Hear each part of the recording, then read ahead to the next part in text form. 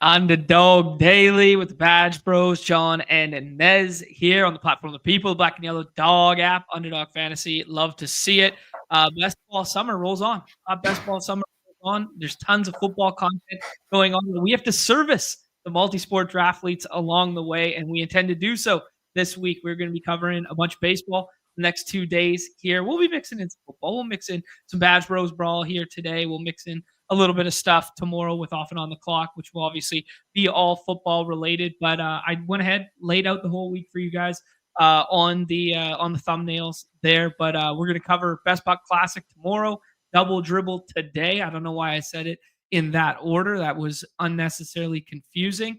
And then we are going to do, as we lead up to the Hall of Fame game, we're going to have some live football action on Thursday. We're going to get more and more football centric as the week goes on. What's good, Nez? Hello. What's up, guys? Dude, I can't believe the Hall of Fame game is almost here. Wow. Yeah, pretty wild. 31st. So on Thursday, I actually put, if you haven't seen yet, I put my guy Trey Lance on the cover because Trey Lance expected to be playing majority of quarterback reps there for the Chargers on Thursday. So we'll talk through, maybe we get a little creative in the pick'em lobbies for the Hall of Fame game. Yeah. I mean, of course we gotta. I can't just not have something on the Hall of Fame game. I gotta have some sort of pick'em on the Hall of Fame game. Are you kidding me? One does not just simply watch the Hall of Fame game for amusement and enjoyment purposes. No, you got to do the research. We got to figure out what are the trends. We got to get in the lab. I'm trying to put down some fucking bangers, dude. Yeah, so we'll do that. Today, obviously, a monster baseball slate. Weird baseball slate, though. All the good hitting conditions are not on our main slate. And then all the middling totals are on our slate.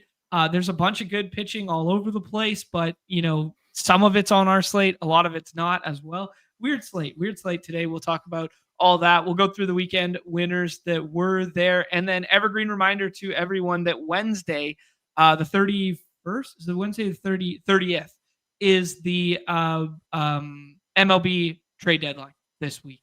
So be mindful of that when it comes to moving pieces and stuff. So Dylan Cease has got some rumors attached to him. He's pitching today, right? He's not in our player pool for our contest because they go a little bit earlier. But Luis Robert Jr., he's got the Q tag beside his name. He had a growing thing over the weekend. He pinch hit yesterday and now, might be moving this week at some point in time.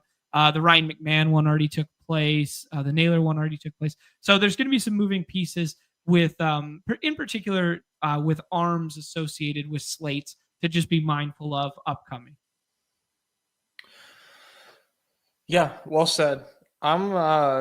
I'm focused on today's slate, and what I'm focused on, John, is are you familiar with the derecho? The derecho? No. A derecho, not a Dorito, a derecho. No. What's a derecho? Apparently, a derecho is something that is headed towards Minneapolis today. But might not impact the game. Bizarre. Is this a El Nino of my generation, but for baseball? What is this? So a derecho is like a fast-moving storm. Winds in a derecho can be enhanced by downburst clusters embedded in the storm, whatever that means. These straight-line winds may exceed a bunch of, you may know the metric system, 45 meters a second. Tornadoes sometimes form inside derecho events. Just seems like a very fast-moving storm. Hurricane force winds. It won't be till very late, apparently. It's a land hurricane. Easy enough. Crazy, man. All right, but it's not going to affect. Sorry, yes, the 31st is Thursday. My bad, pitch. I misspoke there on trade deadline being Thursday, not Wednesday. Dude, that's wild. But then they don't think it's going to affect the game at all. I mean, apparently it's going to be late. Roth says, I think most of the game plays, if not at all, but I can't promise 9 innings. I'd urge anyone attending to not get caught out in this storm. It means business. Wow. I'll also want to check back on the timing here. Storms that move 80 miles per hour can really amplify any mistakes in model timing. So, crazy. Yeah, that's bizarre. Wow, that's wild. I haven't heard anything. Yeah, we got some context in the chat. Melcher saying hurricane force winds. Oh, shout out to Luke. Rare day off work, so he gets to watch live. Love to see it. Thanks for participating in the chat. Thanks for always being here when we are not, too. Yeah, okay, cool. I hadn't even looked through that yet. So I just saw, I just thought weather was decent today. So that's kind of a little wrinkle you threw me there for, Nez.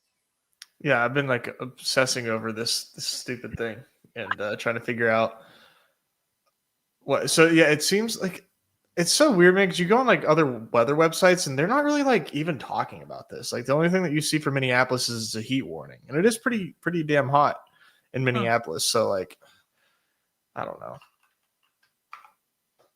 Crazy stuff. All right. Well, we'll talk through it more when we go game by game here. Nez, want to hit on the people over the weekend there. I was not in the WNBA slate. I know you did some WNBA. So if you have some winners to shout out there, I did see Car Park throw out a tweet with a bunch of the PGA stuff, the 3M over the weekend. He was like second and fourth all over the place there. But our guy Jumfrey won on, I believe it was Friday there. Maybe it was Saturday. So I want to give him some love, always hanging out in the chat as well. And then the baseball stuff there, Nez, I got in on Friday when we did the show, and I got in on Sunday. I missed Saturday, but yeah, which is kind of hilarious that I missed Saturday because I've been martingaling the Baltimore Orioles for 3 months now, and then they score 18 runs in the slate that I don't play. So that was fun to see, but yeah, good clean fun.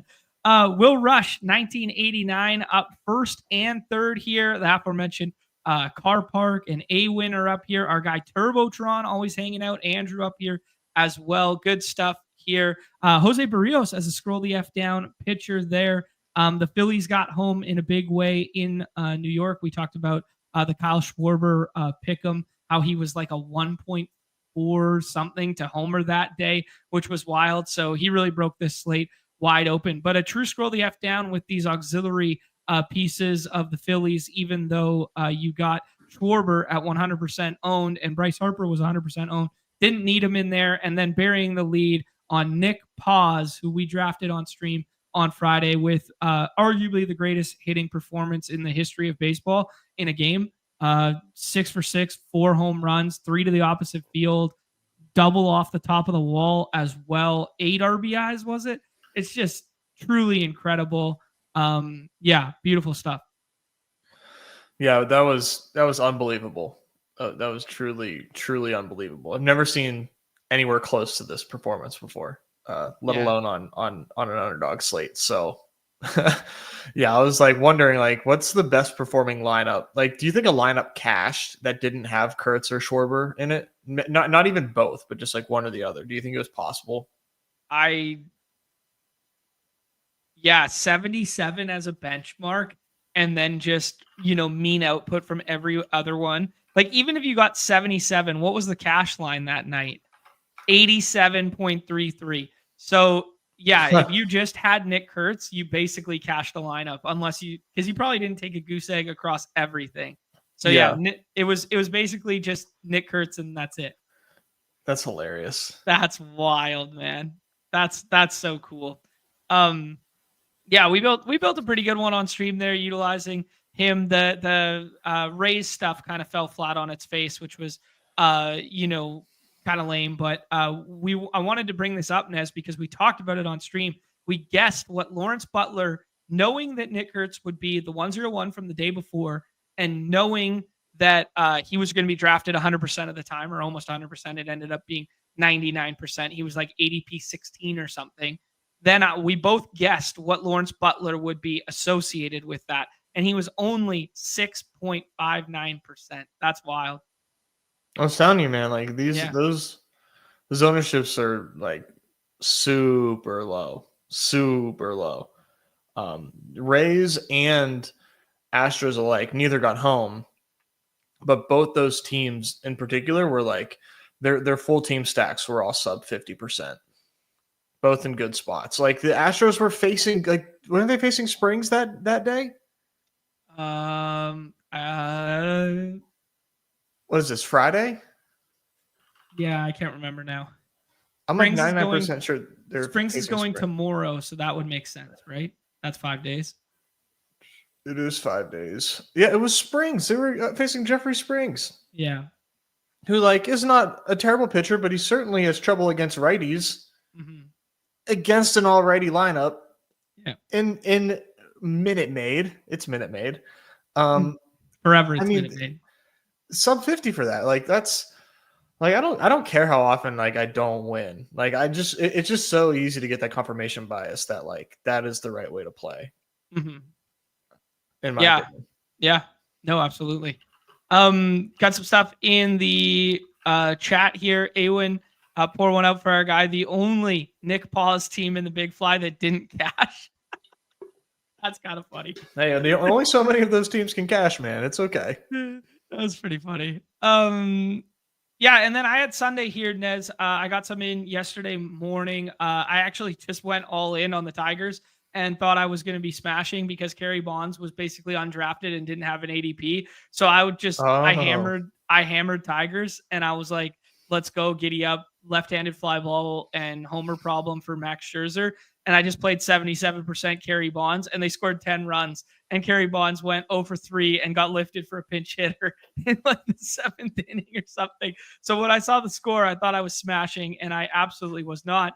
Low scoring slate. CJ Abrams was the guy that you needed. It came by way of the swap for JSAM 9995 here. You needed the 3-man Cubs in that crosstown rivalry. Tyler O'Neill homers in 3 straight games over the weekend, 2 against lefties. Just classic Tyler O'Neill shit here. And then Jack Flaherty, as a scroll the F down at the pitcher position, who was only 12.96% drafted against Toronto. So shout out to getting to that one, to the J Sams there. Brad's up here, Baconator's up here, the Woods up here. So tons of Freddie. I see Troy down here too. So tons of friends and family there. Did you have anything to say on Sunday or Saturday? Do you have Saturday for me? No, I did not get in on Saturday. Yeah, but the only thing I played was good. No, I was just about to say it was an earlier slate and than traditionally speaking to fill the main. Right. Yeah. So I didn't get anything in on Saturday. Full brick of the Friday main slate because I, played my exploitative style, and as you can ascertain, no Nick Kurtz for me on that one. But I did have I had a decent lineup, like an 86 pointer with some big time scrolls with TJ Friedel and your boy Will Benson, even though Will Benson didn't do much. But yeah, nothing on Friday. But yesterday rather, for the late slate, I almost had a night, but I had an okay night, but I almost was scooping for a minute there. Wow, look at you. Almost. I had 20 lineups in that late slate. It was 4-person drafts, and there was only 3 real starting pitchers. So that was kind of a bummer. I ended up drafting Carson Seymour. I don't even know who that is. He didn't even play. He didn't even pitch yesterday. But it was like, okay, give me like a bunch of Senga and a bunch of Gilbert. And then Hendricks ended up being the highest scoring pitcher on the slate, which is hilarious. Wow. Which is the way it works. I only had 2 shares of him, unfortunately, but 75% Matt Chapman on that slate, which helps because he had two bombs. So nice. Yeah. Right on, bro. Did you see anything WNBA over the weekend? Could we shout out a winner there? I know you were in the contest. Sunday, I was in there. D-Bag got 3. Took first. D-Bag got 3. Maybe we should have shouted him out. Nice. That's great. That's his name, D-Bag. Old D-Bag. And he had 5 teams in the top 7. Wow. Well, or top 6 rather. Wait, why is this not making sense? 4 teams in the top 6. I can count. I promise I can count. 4 in the top 6 for D-Bag. Love to see it. Shout out to D-Bag if you're hanging out. Shout out to our guy Ghost AF, been a member for 13 months, and shout out to our guy Jack, been a member for 9 and gets to watch on a rare off day for him. No one's working today. I love it. Yeah. No, Brad, it's forever Minute Maid, buddy. Oh, thank you, Brad. I had no idea. Thank you so much. Thank you, Brad. It's actually, I saw this one in the chat here. Melcher's telling us the original, he still calls it Enron Field there. So there you go. Yeah, it's forever Safeco. It's forever Miller Park. It's forever Busch Stadium. It's forever Minute Maid. That's so funny, man. Thank you, Brad. Thank you, Brad. Okay, Nez, let's jump into the slate here. It's broken up today. As we alluded to, there's games before and there's games after, which means it's an 8-game slate. 35K in total prizes, which means we have that nice 4K to first today, 56.40 for the entries there. I'm going to bring up the beautiful Unabated interface to kind of walk it through the games. The weather concerns, as you were alluding to, only places right now is potentially a little bit of a downpour, that likely won't end up affecting the ball game in Cincinnati, but it's important to note because it is the Dodgers in the best hitting environment going. And then there's also this Minnesota, what was it called again? Derecho, like Dorito and Rancho Doritos mixed with zesty Doritos, and you get Deranchos. Yes, perfectly executed. That's how simple my brain is, Nez. But yeah, man. Simple is one way to describe your brain. But yeah, dude, we got a bunch of like 8.5s, 9s, 9.5s. Obviously, we'll do the team by team specific. But as I was alluding to, man, like the hitting conditions that kind of like pop off the page are kind of like Guardians, Baltimore, and the Jays. This Mariners versus Athletics game later, and they're all not on the main slate. Yankees are obviously a little less desirable to get to now that we're in a situation without Aaron Judge. Aaron Judge moving to the IL there, and my beloved catcher with the platinum glove with 40 bombs, now 41 bombs and 10 steals, is going to make his push for AL MVP right now in this window. So getting excited about that on a personal level. But yeah, Nez, this whole slate is just kind of like I can pick and choose some spots I want to get to, but there's nothing that's glaringly obvious to me. Do you feel differently than I do? No, I'm not gonna lie. I don't have like a great feel for the slate other than like Braves chalk. That's the only answer I got. And once like past that, I'm sort of helpless. So, yeah, I'm trying to figure this out.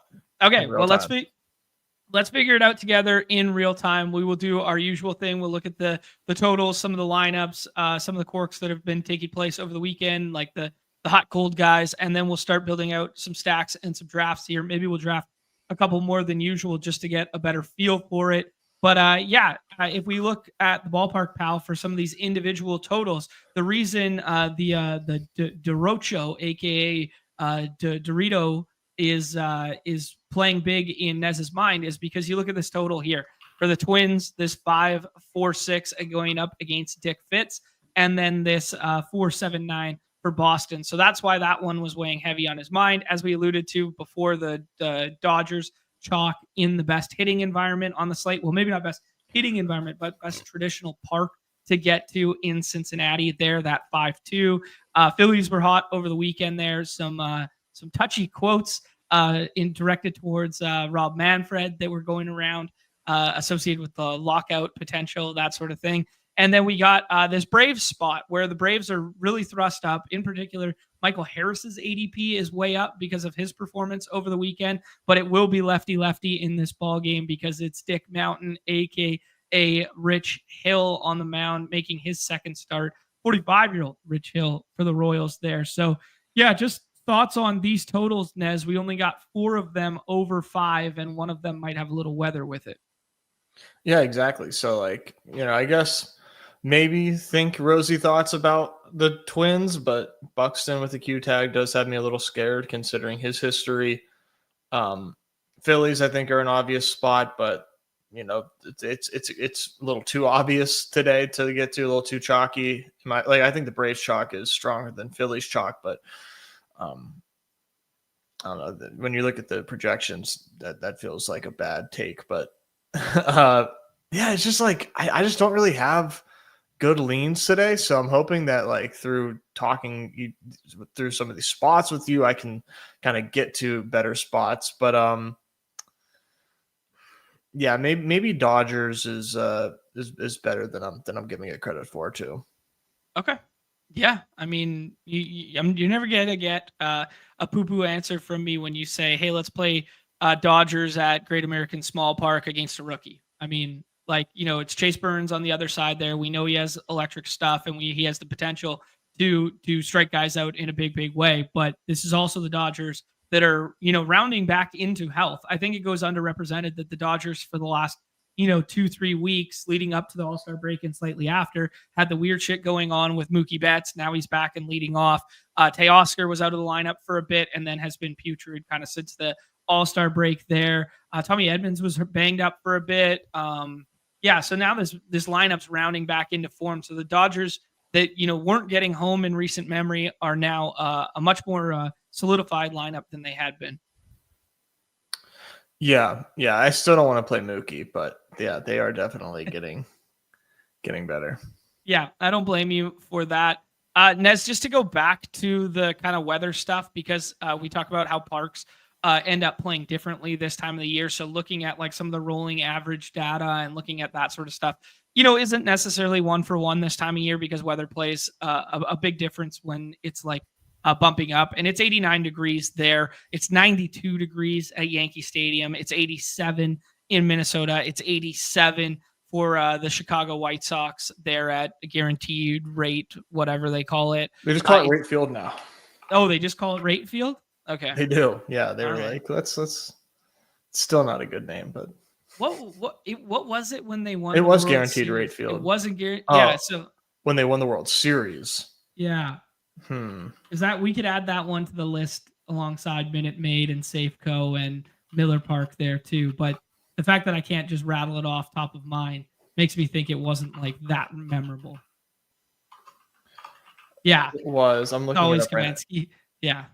Oh, Comiskey. Okay. It's always no, but that's not what it was then. But that's what it always will be. That's the always name. Oh, it was US Cellular. US Cellular. I could have gone there. What even is that?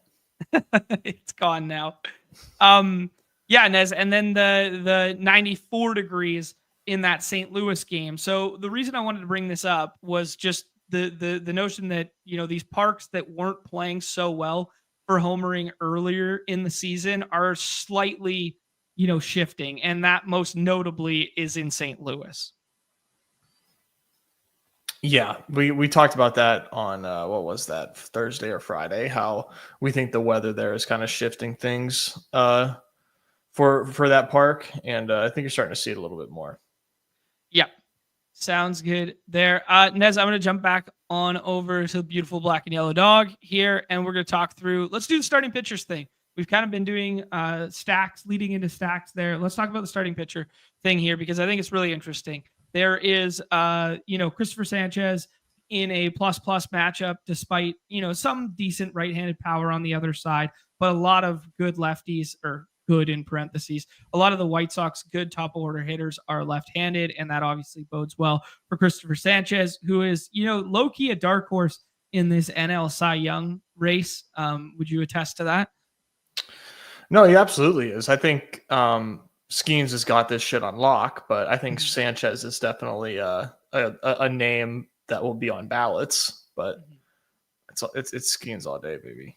Yeah, yeah. So interesting. Obviously, that looks like plus matchup on here, but the White Sox have been hot recently, and if Luis Robert Jr. is in there, obviously it introduces maybe a little bit more strikeouts to the equation, but also a little bit more right-handed pop. So be mindful of that.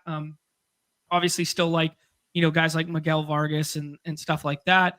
And then Spencer Strider, who's, he hasn't been the same guy in terms of like velo and strikeout rate, but he's been very nice with it for the last 5 starts. Like he is, I'm not going to say he's all the way back, but he's definitely back in terms of like professional ass right-handed pitcher with a ceiling now. Yamamoto's in a tough ballpark, but outside of that, he's been going pretty nice in recent memory with the exception of that one blow-up start against Milwaukee, where he only lasted 2/3 of an inning there with 41 pitches. And then Frammer, dude. Frammer gets a plus spot. And then we kind of going to have to draw a line in the sand after that, I think. And then the cover boy from me. Because Jacob Mizrowski's on a soft pitch count that nobody knows about, that keeps getting brought up after he starts, it's got me a little skittish. Also, that matchup being tough. So I said a lot of words there, Nez. Why don't you rank it out for me and tell me if you echo some of those thoughts or if you feel differently, etc. Yeah, I think Sanchez is like for sure my SP1 as well. He's that last start was pretty sick, and I'm definitely like trying to chase that, even though like time after time these White Sox just like continue to be like not to be fucked with. But we also here have a sub 3 run total on the BPP, and it's been a minute since I've seen a projected run total be sub 3. But that's Sanchez, man, and I think that he does match up well against these White Sox too. I mean, like they have a lot of strong right-handers, but I think Sanchez, that changeup is just a nightmare for those righties as far as like the ones that are their best hitters. So all that to say, yeah, Sanchez 101 for me as far as SPs go. And then I don't know how you can. Oh, go ahead. Just for that lineup that he's going to be facing, you're 100% right there, Nez, because you take Tauchman out and you take Benintendi out and you maybe take Luis Robert Jr. out with the Q tag. And like all of a sudden, like, you get Austin Slater's a lefty killer, but you get 2 at-bats of Austin Slater, who basically only hits Kershaw these days. You get that in there. And then you get like, Sosa, and Chase has no pop leading off. Kosa Montgomery's left-handed. Like Michael A. Taylor will probably find his way moving up in the order, and that leaves a lot to be desired. This team, I like where you're at with it. A lefty matches up so much better than a righty does against them. Mm-hmm. Yeah, and then speaking of lefty matchups, I think Valdez is like SP2 for me, and I'm like really shocked at the ADP, even though it's like not that big of a deal, but to me it's a big deal. I fully agree with you, man. The Nationals against lefties are just not a professional team. They're not real. So Frommer here at home, he's comfortable against this lineup, man. I just have no fear at all of the Nats here. So like Sanchez, Valdez, SP1 and 2, and I have them like really high in ADP, like very, very high. Dude, I'm in lockstep with you. I fully agree. Strider gets a park that is tough for both strikeouts and for mitigating runs. So that one doesn't look as good on paper. Yamamoto gets a park that is bad for home runs and some pop there. So why not just play Frammer at home in a plus matchup versus a whole bunch of sticks that their best sticks are all left-handed there. We've been doing this all season long, targeting the Nationals with lefties. So why not target a premium lefty against them? So in terms of ranking sake there, Nez, you said you have these two quite high, and those are your kind of like stances and takes. Do you then have like Strider and Yamamoto after if you get a discount, or do you have the likes of like Matthew Boyd pushed up? Sorry, I'm like looking right now. I kind of like how you have this here. Boyd has been really good. The Brewers are on an absolute tear, so like that's like scary. But I think Boyd, I would consider pushing up because like the idea is like if I don't get like I feel like the pitching is so top heavy today that Boyd would be a priority if I miss out on one of these top 4. So I think the answer would be yes to your question. Okay. Yeah, that's exactly where I'm at too, dude. And then Jacob Mizrowski, who obviously has electric stuff, was part of the All-Star game, yada, yada. He comes out, he pitches that last time out in Seattle. We're like, this is a smash spot. It's in Seattle. He's late slate, SP 2 or 3. And then all of a sudden, he goes 3 2/3. And you're like, wait, what? He's got 7 Ks. He's mowing, and he's at 64 pitches. And then it comes out after the fact. He's on a soft cap for everything. So I don't know. How do you feel about that in a Cubs matchup here where, 86, 74, 72, 91, 64, might have a hard cap every now and then, might have it forever. I don't know what they're doing with him, and they don't tell us. Yeah, I have no idea. I think I was definitely like not thinking about the pitch count until you brought it up off the top, and it's clearly there. But against a division rival, is it there? Is it gonna be like why wouldn't it be there against Seattle? I mean, you're trying to win games, but like, will it be there against the Cubs? I don't know. Like, if he gets to 90 pitches, man, I think Mizorowski can do what it takes. The price is fine. Yeah. And the question is like, okay, like, so you're going to pass up on Mizorowski because of the pitch count. Let's just say in this situation that we're talking about right now, Boyd is gone. So you're looking at Mizorowski, Chase, Burns in Cincinnati against the Dodgers. Yeah. ECAB, Rasmussen against the Yankees. Like, what do you do? Maybe ECAB, but like, I think I just take the ceiling shot on Mizorowski. Yeah, 2 notes on Edward Cabrera today. Non-zero chance he could get traded before his start. Non-zero chance that this is a full-fledged showcase start before getting traded. So, I don't know. You could play that either way. You'll get a swap if it happens before. That's a little gal brain. It probably doesn't happen today, and this is a showcase start. But guess when he's healthy? It's right now before this start, right? And his trade value goes completely out the window if he starts today and something bad happens, right? So he is definitely one of those rumor mill guys, as is Cam Schlittler. He's been rumored in everything associated with the Yankees, addressing first base, third base, whatever that they keep talking about there. He's part of every rumor there as well. So that one could be showcase or trade as well. So those were 2 that I was really circling on the slate that were like scaring me. Chase Burns, yeah, I'm sure there's a ceiling there, but I don't necessarily want to chase it. I like what I've seen from the pitch counts. I like what I've seen from the strikeout rate stuff, but his opponents in the most recent starts have been the Nationals and been the Rockies. These are the Dodgers today. So is there a ceiling there for Chase Burns? Yes. Is the win and quality start equity quite low? Absolutely.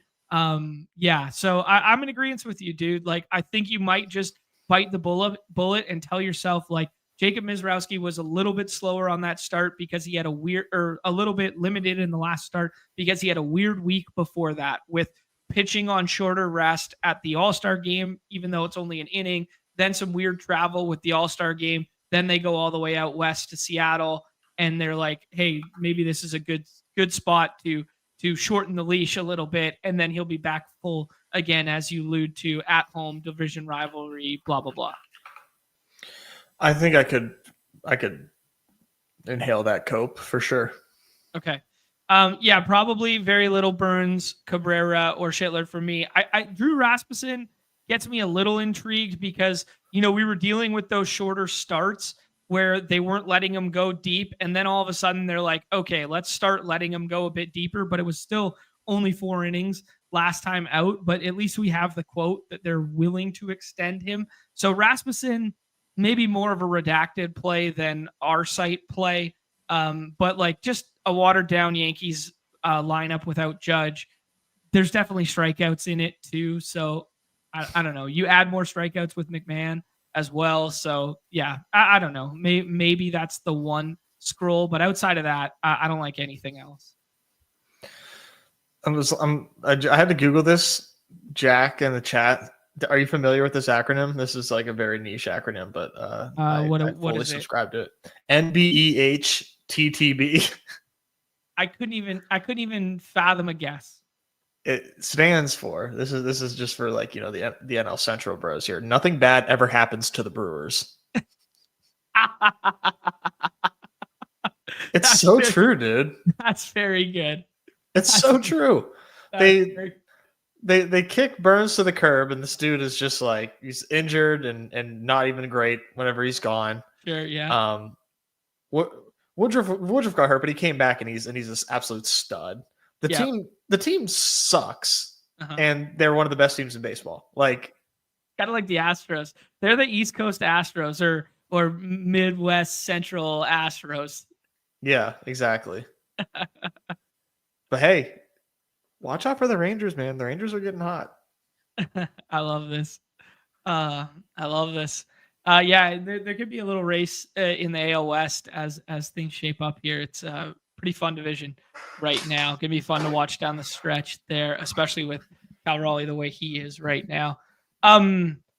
All right, Nez, let's talk about the stacks. Let's talk about some isolated bats. Obviously, we kind of led the show talking about the ownership thing, which I really wanted to shed light on because we both guessed. I think I said Lawrence Butler would have been 18%. You said 12% or something like that. And he ends up being like 7. So the quality of scrolls, man, I don't know, man. Maybe it was overstated back in the day how far I had to scroll to find good plays on these elongated slates. So yeah, I don't know. I just wanted to talk about that as a leader in terms of mixing and matching your stacks here, and less concentrated ownership at the top. Even saw it on the Nick Kurtz Friday slate where it's like he wasn't even 100% owned, and he was ADP 15, and he was the 101 the day before. So just throwing all those macros out there. Let's talk about the teams and the spots in particular. You led with Dodgers obviously being like a decent chalk spot. The ballpark totals told us that the Twins and Boston both look like a good hitting environment. What else piques your interest, dude?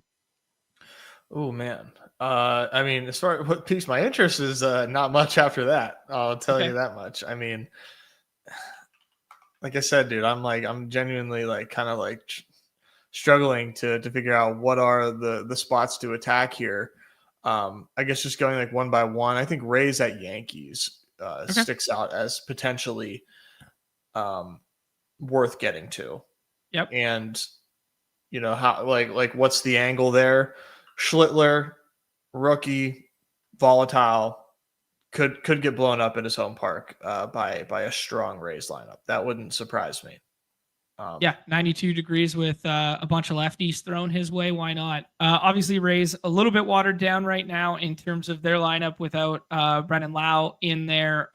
Christopher Morel's a full-time platoon guy now. So, yeah, there's a little bit of a little bit worse than we're grown accustomed to with their lineup. But, yeah, expect Josh Lowe to be in there and Aranda and Simpson all in the top 5 if you want lefties, and then you can get to Yandy or Junior any day of the week. Yeah, like I like it. Okay. And then on the flip side of that game, Rasmussen, who is a pretty good pitcher, but Yankee Stadium facing a right-hander is good for the bulk of those lefties. So that I could see being favorable. With Judge not in the lineup, effectively Stanton just kind of like goes in there. It's going to be like seven lefties, maybe 8. It's going to be Grisham, Rice, Belly, Jazz, Dominguez as a switch hitter, Ryan McMahon, and Austin Wells for sure. So, I mean, that's a ton of left-handed power. Yeah, and like McMahon has really good, or I'm sorry, Freudian slip there. Rasmussen has really good numbers, but I'm trying to find a way to like find a different angle on this slate, and I think that's one of my favorite ones is all these lefties against Rasmussen, who like has good numbers, but that's somewhat weaker against lefties. I do think it's a really good macro point too, Nez, that all of these Yankees pieces will be lower owned than they traditionally are without Judge pulling them up for stacking purposes. 100%. Yeah, that's an underrated point here. Yeah, so there's going to be an angle to like contrarian Yankees back stack if you just want to do like Rice and Belly, or if you want to do like Jazz and Rice or something. If you want to do a one-off McMahon or something. Love it. 100%. Cool. Yeah, good shouts there. Let's keep running down the list there. Next game up is, Dodgers. Dodgers and Reds are kind of fine. Ellie goes every single time. Dodgers are definitely at a palatable price point outside of Ohtani. Freeman, kind of the next one up. Do you have any favorite of this grouping? I mean, it's the Dodgers, bro. I mean, I like them all. You know what I mean? Sure. Like, I think Will Smith is always like underrated though. Cool. Yeah. So give me Will Smith here. Although like, he's not like a big homer guy. He's more like just like king of the doubles. It's like super, super clutch. But maybe he can go yard maybe twice. How about that? Love to see. No Mookie though. Like, I'm sorry, bro. Like, just we just don't have to draft Mookie in 2025. It's okay. Yeah, man. It's bad right now. It's tough. We know he's hurt too. Like, it's not like there's no mystery here. The dude's hurt and he's playing a premium defensive position. I mean, yeah. That's, end of story, I think. Right, yeah. Yeah, he's I was trying to think of an interesting comp right now in terms of like his output. Like he's closer to like late career Derek Jeter, where like the defense like isn't that great, but he's name value and respected. The power's not really there anymore, but he's like kind of clutch and they're forcing him to lead off, kind of deal. Like he's kind of closer to that than he is like Jeremy Pena, for instance. Pena's still hurt, but like, I mean, I'm trying to think of like a shortstop comp. Yeah. I don't know about like positionally, but like offensive output wise, like he's basically Jonathan India right now. I mean, like it's not true. Yeah. It's not good. So yeah, I'm gonna skip over Mookie, but I guess just to like name more Dodgers, like obviously Teoscar, like maybe he can get right here. Obviously a power hitter that's somewhat struggling as well, and then like Andy Pages is always in play. Yeah, man, Pages is nice with it. I was trying to put Andy Pages on the cover for tomorrow's show because they're facing Lodolo because they're facing a lefty. And I was like, Great American Small Park, like, let's get with it. And there's like no good pictures of him. So Teo's on the cover for tomorrow for bounce back versus a lefty spot. So we'll get to that one. John, you know what you should have done? You should have just put like any dude. Cause like Pages is like, he's like his you could put, but he's like white passing. Just put any dude with a beard. And then be like, Andy Pages on the cover today. Cover boy, Andy Pages. Everyone would be like, yeah, that's Andy Pages. Sure. No one knows what this dude looks like. Yeah, next time.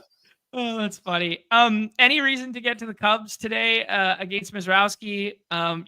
Tucker's free right now. They're normally a stack that we have to pay up for. Left-handed power plays decently in that Miller Park, refused to call it whatever it's actually called, family whatever field now. But yeah, any reason to get to Cubs today and or get to some of the righties on the Brewers side versus Matthew Boyd, who's arguably been the third best pitcher in the NL for the last 12 starts? I think you could. I mean, like, it absolutely like makes sense, but I don't know, man. I'm not trying to chase the Brewers devil magic. I just think that they're going to win games. They're going to win them in ugly fashions, and it is what it is. So like, I don't know, one off Jackson Churio, but yeah. For the Cubs though, Cubs lefties, you could definitely get to today. Like, Michael Busch, Kyle Tucker, P. Crow Armstrong, those three are a fun stack. That is, not necessarily double bubble, but Mizrowski is going to be like 80% drafted today, more or less. So that's pretty cool. Brandon Santos with some context here. Jackson Churio with a 20-game hit streak right now, longest in the big leagues. Thank you for that. Good shout there.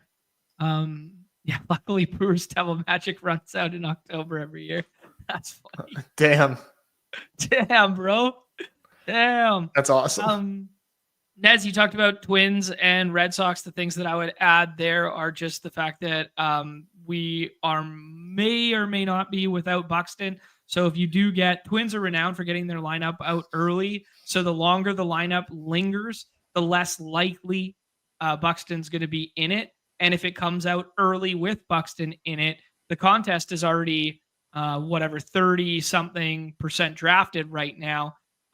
You're going to get a huge ownership discount on a dude with a high total if you take Byron Buxton later in the day. Willie Castro rumored in trades. He's been hitting in the 2-hole a lot here. Trevor Larnach's been leading off without Buxton over the weekend there. So, yeah, just be mindful of Willie Castro as a potential moving piece over the next couple days here. But anything else you want to say about the lineup or this spot at all?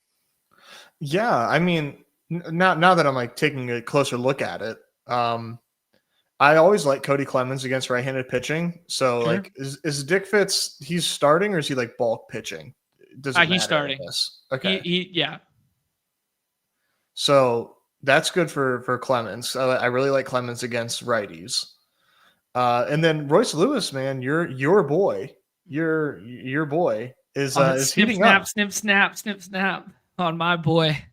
He's heating up, love, man. hate. Yeah. I don't think we should ignore the fact that he's red hot right now, and could just be seeing things really well, and he's got a decent matchup to get to. So I think I would do like Clemens Royce doubles, and maybe Matt Warner, but I just sort of forgot about Matt Warner. Yeah, no, I'm good with that. Warner homered yesterday or the day before too, so yeah, Something he's like yeah. I like it. Yeah, obviously Boston's firmly in play on the other side too, but yeah, just be mindful of the weather here. Lefties at the top. Wheeler Abreu's been scuffling in a big way recently, and some low key trade rumors flirting around him as well. Yeah, I think it's kind of just like upper echelon lefties, and then Bregman if you want to go the Boston route. Next spot for the Phillies. Phillies look like decent chalk. All the big boys at the top there. Christopher Sanchez as SP1. Will you play any White Sox today? No. Yeah, me neither. Miguel Vargas would be like the pick to click. Austin Slater probably only gets 2.8 ABs. Braves and Royals is next there. That Strider versus Rich Hill matchup there. Michael Harris's ADP is just like way too high, and just it's lefty. He'll be hitting down in the order, and the only reason it's up there is because of his recent performance. But yeah, 17 is just too high for him. I'd rather play Ozuna. I'd rather play Profar leading off. I'd rather play Ozzy Albies from his good side. Yeah. Do you like any love for Royals on the other side? No, not really. Like, I know that like Strider can be gotten to, but who would I do it with? You know, Bobby Witt, I guess like off. Yeah, Witt and like Vinny P. I think it would just be like a skinny with those two. Yeah. I like Vinny P. So that'd be about it for me.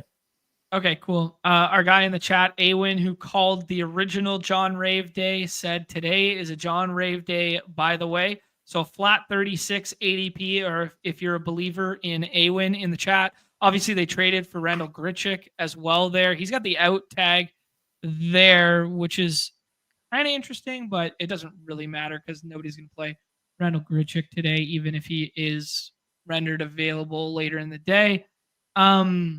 Marlins and Cards, kind of just like a nah-wave game for me, although it's playing up a little bit with the 94 degrees. Kyle Stowers you can kind of get to any day of the week. If you want to do a skinny, Andre Palante, he is like a guy who keeps the ball on the ground in a big way, and there's not a ton of power on the Cardinals side that I want to get to. But if you want to go home run hunting, I think like Sanchez and Stour is fine.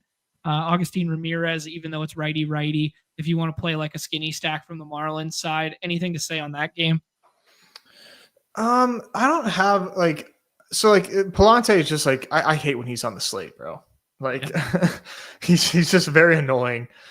So like the one thing that I do want to play is like, I want to play Kyle Stowers, but it doesn't feel like a good idea. Sure. Like, I would love to, but yeah, Palante is just one that I just like, you know what? I'll bow to the ground ball rate. Sure. Yeah. Sounds fine to me.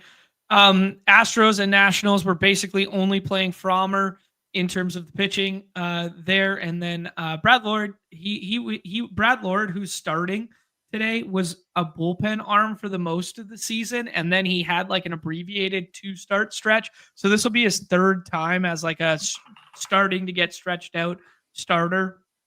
makes you kind of want to play Astros, but Astros lineup is just loaded with righties, and I don't know. It's just not that pretty on paper right now.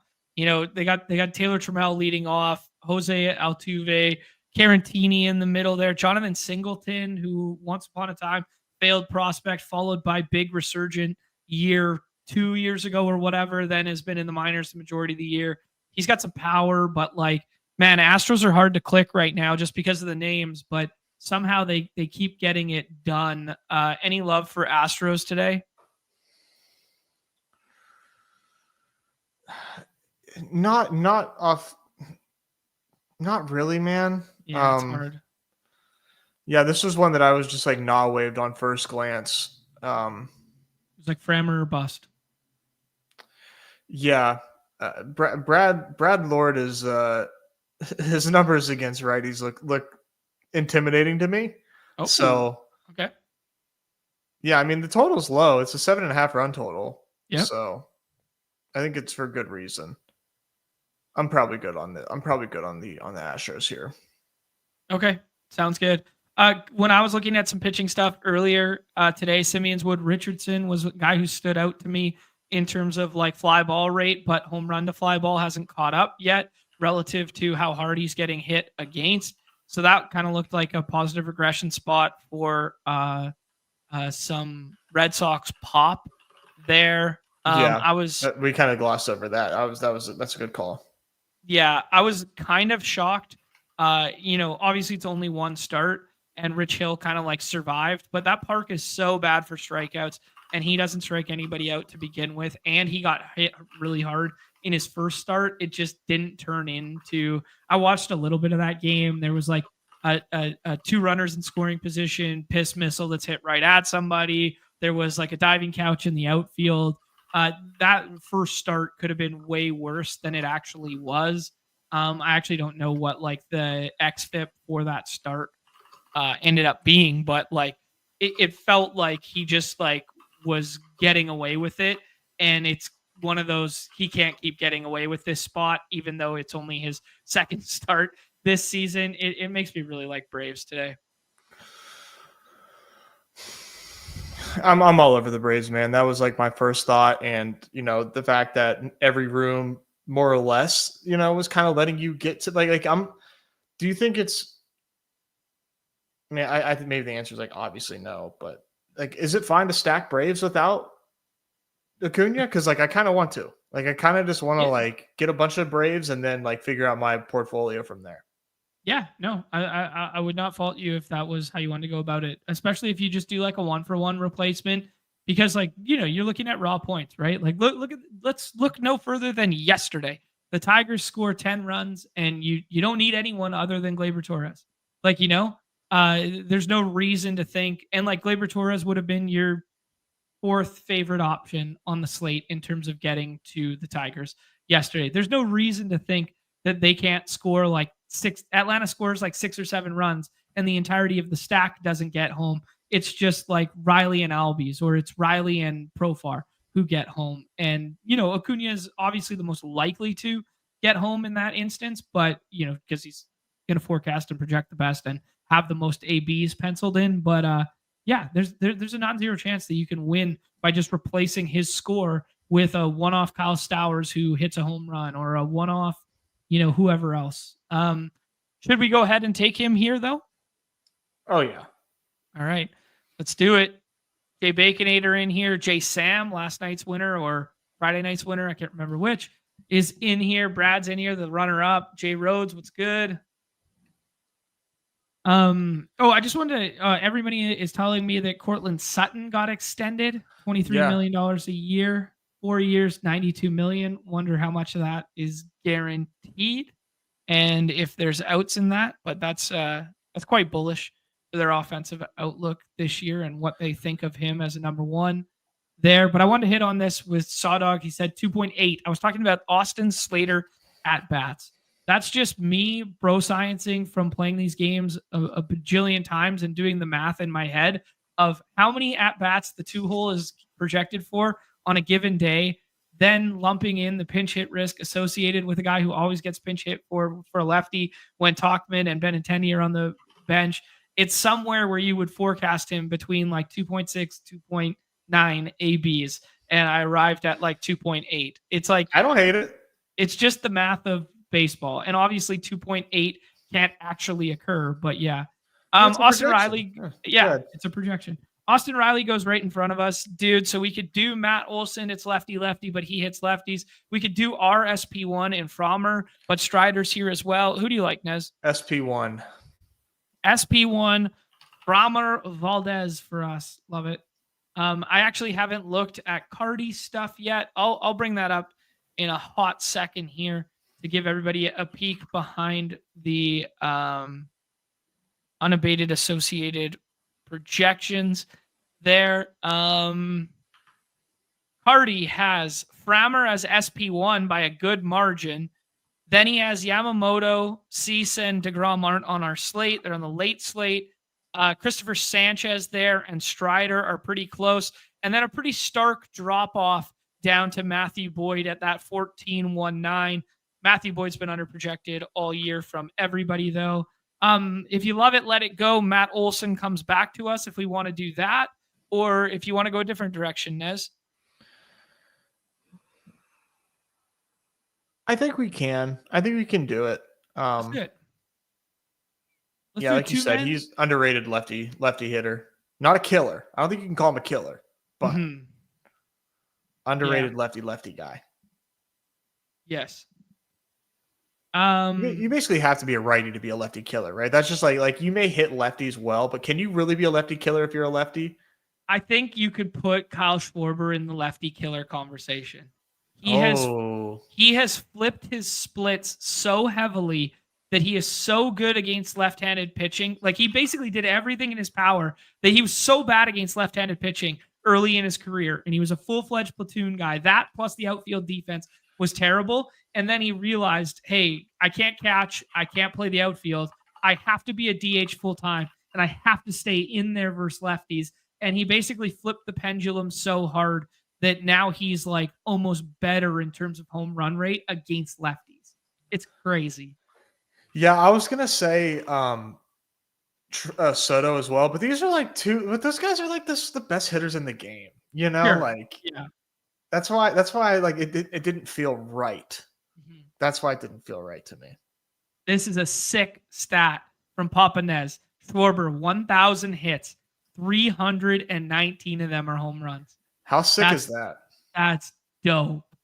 That is ISO king right there. Dude, there's no other way to describe that in modern baseball era as like he was a leadoff hitter for like 5 years. Dude, like holy. Profar goes there. Nez, I was keeping my cards close to the vest here. I really wanted to do your Yankees backstack idea with these lefties here. Can I talk you into like Belly, Jazz, and Rice to close or something?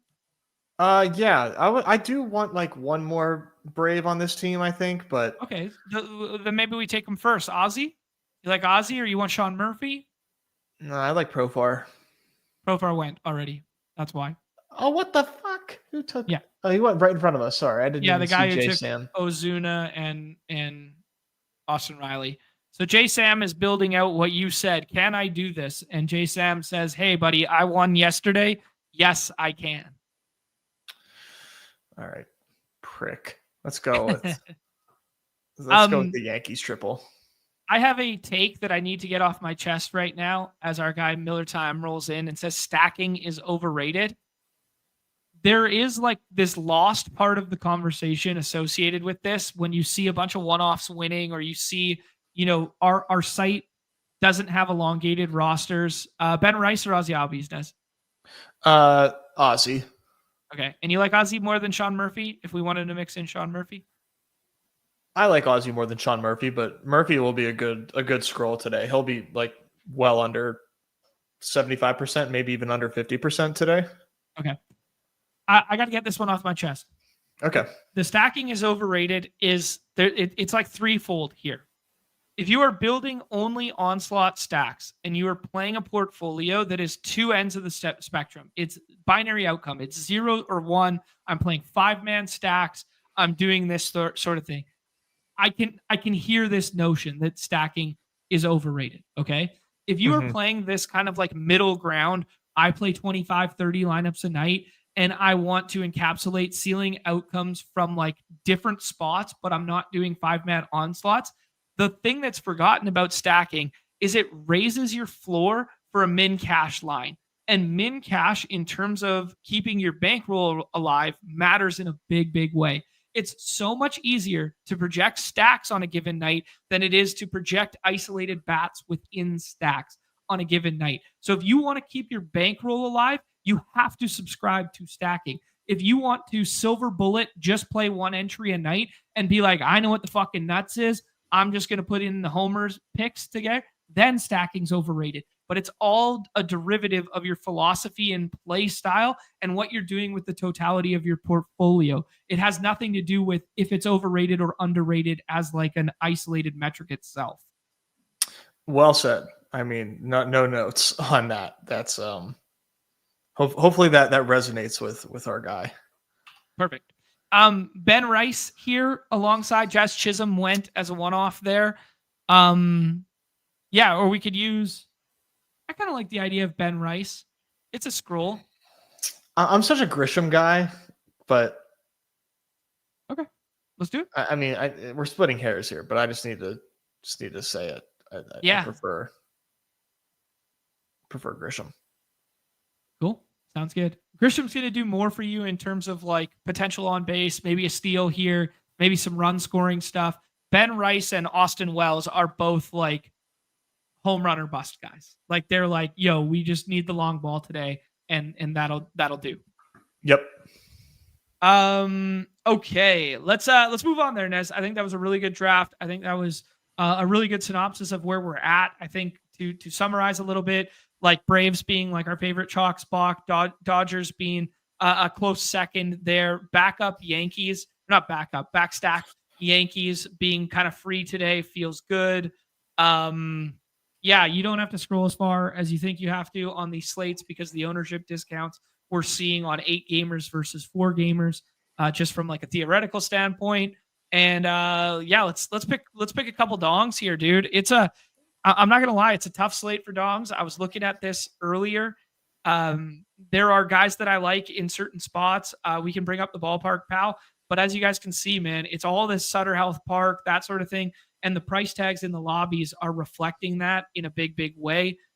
There is nothing really price point wise when I did my initial scroll that was popping here for me, Nez. They like Nick Castellanos, which is kind of fun because, you know, righty in a spot that you wouldn't necessarily be like jumping up and down to get to. Or I guess it's righty versus lefty. Sorry. Yeah, just not a spot that I originally thought of getting to there. But yeah, any thoughts for you? Oh no, Davis Martin's a righty. My bad. I was 100% right my first time there. But yeah, the price tags are a little tough in some of like the premium spots today.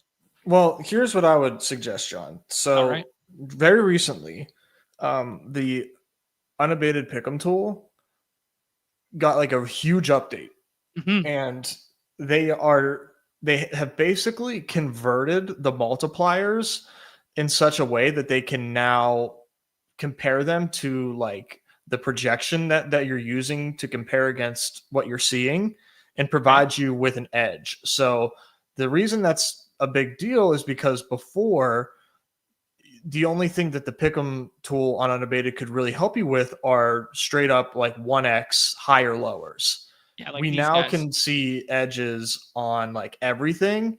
And while like you kind of have to understand like some of these are long shots, I think it can be helpful for home runs if we're home run hunting. So like if you want to just look at home runs on the filter options banner, if you scroll up a little bit there, if you go to stats, hit the minus button on the left. Yep. And then just tab home runs. And then you can kind of see what and this is using Cardi for us here, but we can kind of see what he's thinking, which I think is like really cool. If you were just like, man, I want a home run. I need a home run pick 'em today. I just need one. Like just go here. And like you can see where Cardi's at compared to the market. So I think it's pretty cool. Yeah, very cool. Like to see Miguel Vargas popping in a decent way there, even though the handedness. Oh, he gets the handedness advantage and shown some power, but it's obviously a tough matchup there. But still showing a decent edge relative to the price point on our site. JT Realmuto as another one there, which kind of dovetails off what the Ballpark Pal was saying about Nick Castellanos. Yeah, Vlad, always a guy that you can always get to. Harrison Bader, that seems kind of fun. Yeah, who would be your favorite of the bunch here, Nez? Would you just play I like Vargas. The two highest edges? Yeah. I like Vargas. Vargas is a 4.43. And then we could go ahead and add Unabated's second favorite edge there was Jordan Walker. Yeah, what do they got for Walker? Because like that to me, like Vargas, like I get that. Ooh, 5.48. All right, let's just like it's like 80x if you pair those together. Like, why not?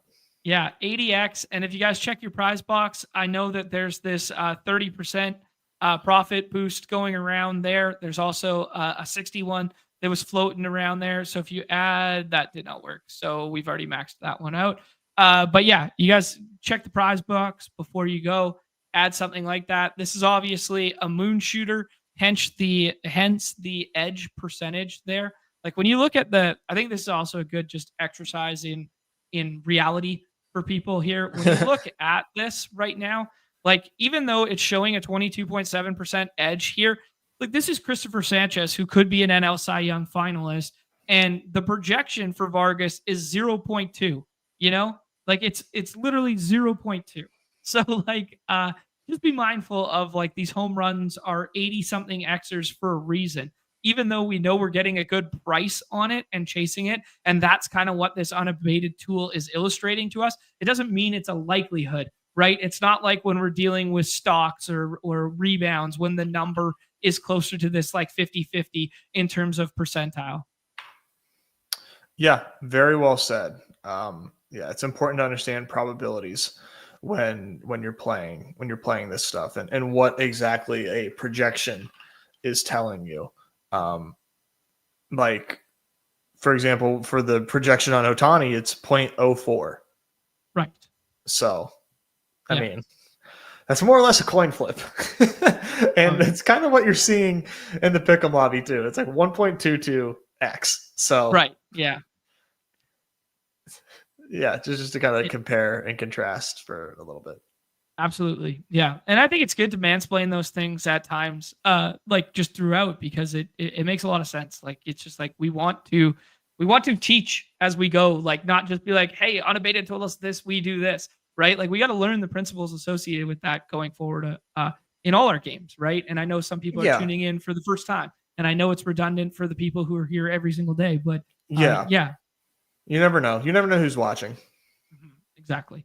Shout out to the Cheese, man. Took down back-to-back slates and then was like, fuck this, bro. I'm off to Maui. Let's go. So he's out in Maui with the family, hopefully having a nice Kona brew, sitting on Cam 2 Beach right now, watching the tide and the waves roll in, my friend. Enjoy those acai bowls.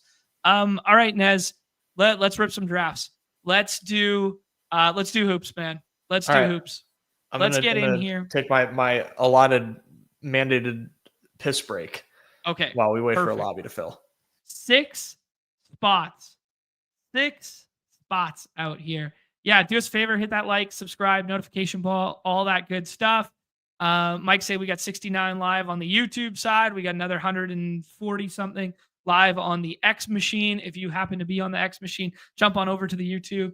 It's one click away. Give us a like, subscribe, notification. We come back here every single day, 2 p.m. Eastern, bringing you guys content for underdog games, regardless of sport.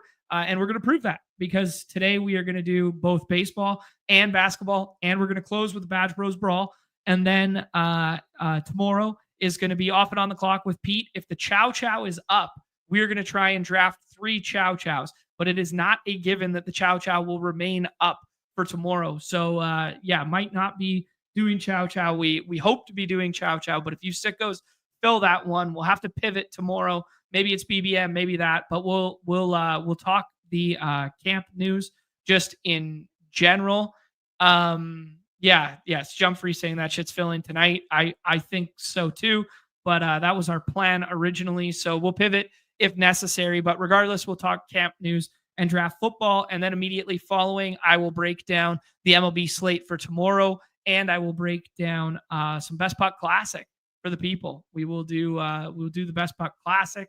And then on Wednesday, Thursday, going to be primarily football, but Wednesday has a baseball slate attached to it as well. So we'll do baseball on Wednesday plus football. Then we'll do all football on Thursday plus some Hall of Fame game pick'em stuff because there's only a 2-game baseball slate then.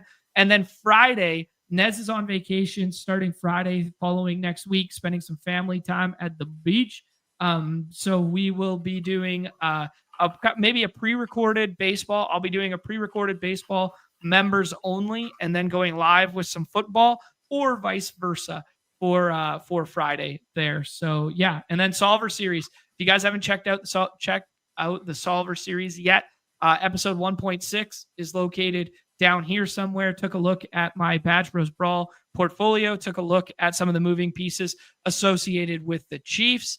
Guys, let's fill some hoops here. What's going on? What do we got? We got three more?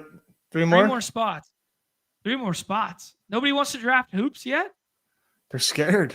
Yeah, we got 200 of us. I promise I have no idea what I'm doing in here. We're going to make it up on the fly and learn us some hoops as we go. We got skinny Luka to talk about on the front of Men's Health, looking lean. Yeah, Akers winners already drafted. This evergreen classic comment. 2 more spots. Everyone knows it. There we go. There we go. Snap. The people are in.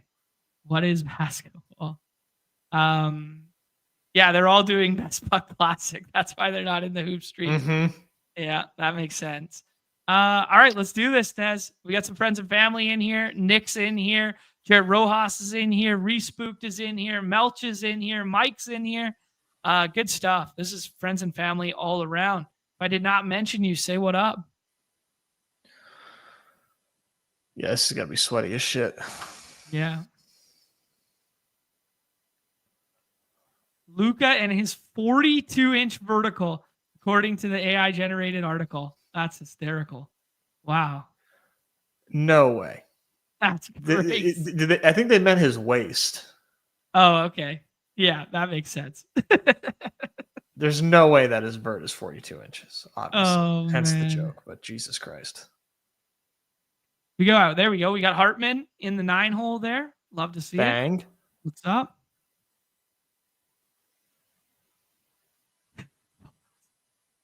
The other big news over the weekend, 101, Nikola Jokic, aka the Joker, celebrating his horse winning a race more than he celebrated an NBA championship. What a fucking beauty. That was so awesome. So funny, man. He's the man. I mean, there's just nothing else that needs to be said. He's just the best. A national treasure.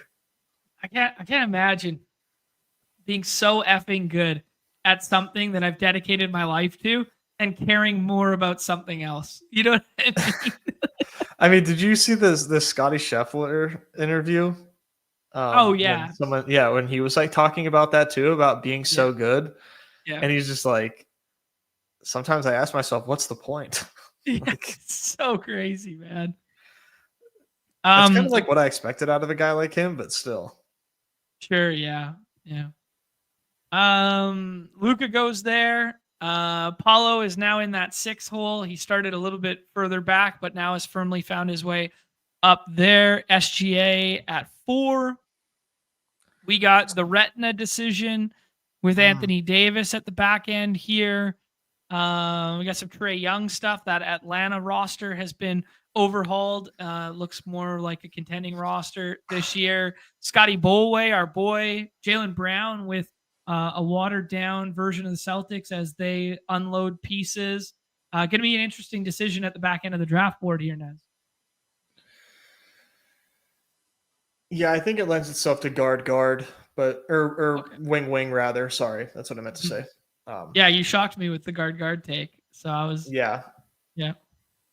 For whatever reason, I associate green. Green to me should be guard. I don't know why. That was my. That's your take? G, green guard. There you go. Gotcha. I'm a child. Yeah, you're a simple man. Yeah. Scotty Bullway. Scotty Bullway, aka Scotty Barnes, the face of Subway in Canada. Get him at 111 there. Is there any concern that his usage rate gets cut into by the addition of a full BI? I mean, yeah, but he's still Scotty Barnes. All right. Jalen Johnson. Okay. We're flipping the board. We're saying no to Sabonis. Sabonis perennially disrespected Sabonis. All he does is get double-doubles. And Nez says, nope, we need a wing. We need a ceiling shot. We're pulling up Jalen Johnson. Hopefully the shoulder is intact after last year. Yeah. All right. Got to. He like, you just have to kind of assume the best for his health. And if we are, him on Atlanta is just like, it's just a beauty. It's a beauty. So we're running it back. We're going to get right on him. Like, I should have been so rich because of Jalen Johnson, and then he got hurt. Like, that was just so unfair. Yeah. I mean, so let's think about some underrated stuff about the Hawks. We were about to do a little bit of Hawks deep dive. I'll bring up the Hawks roster on ESPN real quick here, just so we could do a little look through here. Look at the depth chart, but obviously, you know, Dyson Daniels with the big coming out party last year, they go ahead and they add Luke Kennard and Na in the offseason here, and Kristaps Porzingis as well. Jalen Johnson missed the tail end with the shoulder injury. Richese, former lottery pick for them also. Former 101, baby. Yeah, 101. Yeah. Full-fledged lotto pick, the best of the lotto picks there. We saw some nice games at the 4 from Mo Gay down the stretch there as well. So yeah, just thoughts on this in general. Vit Krejci joins the roster as well. The hockey player? What? Nailed it. Another Krejci mispronunciation. I mean, Vit. I don't know how you say that, but he's a hockey player to me. I mean, on paper, this is probably one of the better Hawks teams that we've seen in like quite a while. But does Kristaps still have the virus? Yeah. Like, is he going to be able to play basketball at a 30-minute per game clip? That's a tough ask. But like, I think the real thing here is like, man, it's Onyeka season. And I don't know what his correct price should be in double dribble. I just hope that it never gets too out of hand, because, man, he's going to play like 30 a game. And he was so good for fantasy last year when he was given those opportunities.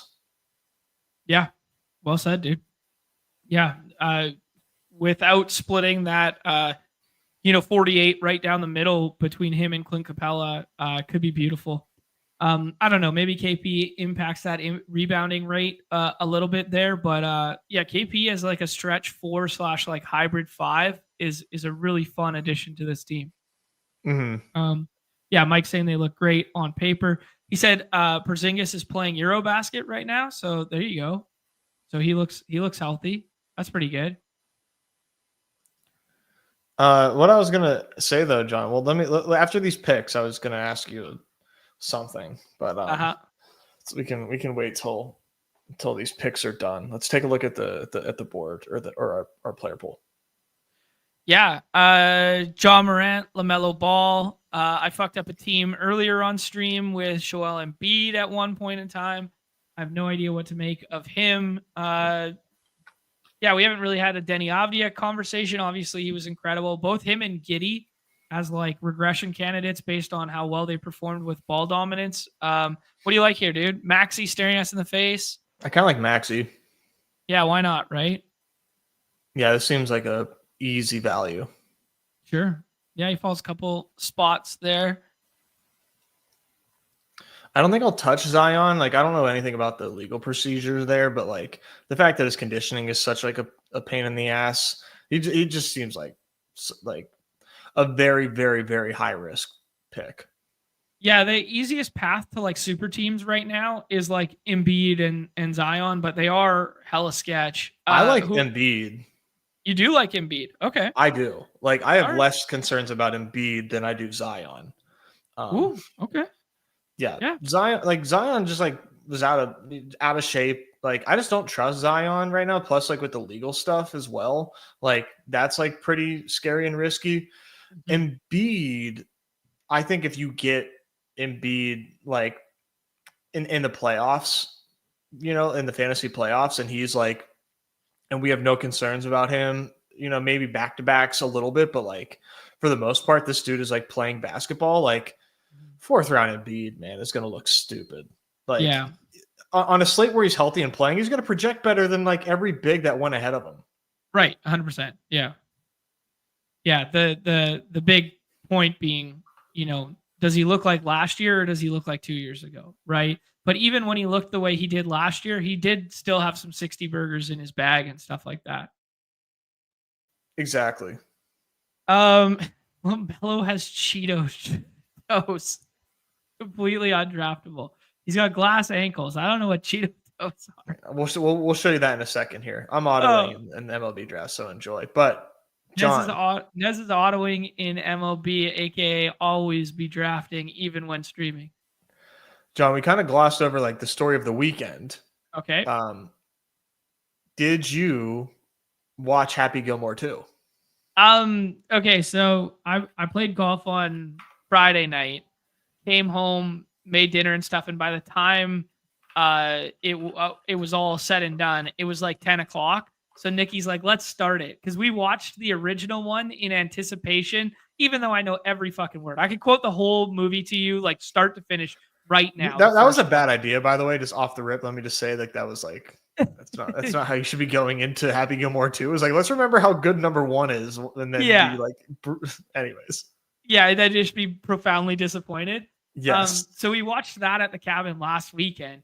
And then on Friday night when I got home, we started it and I fell asleep, 40 minutes in or whatever. I was pretty gassed.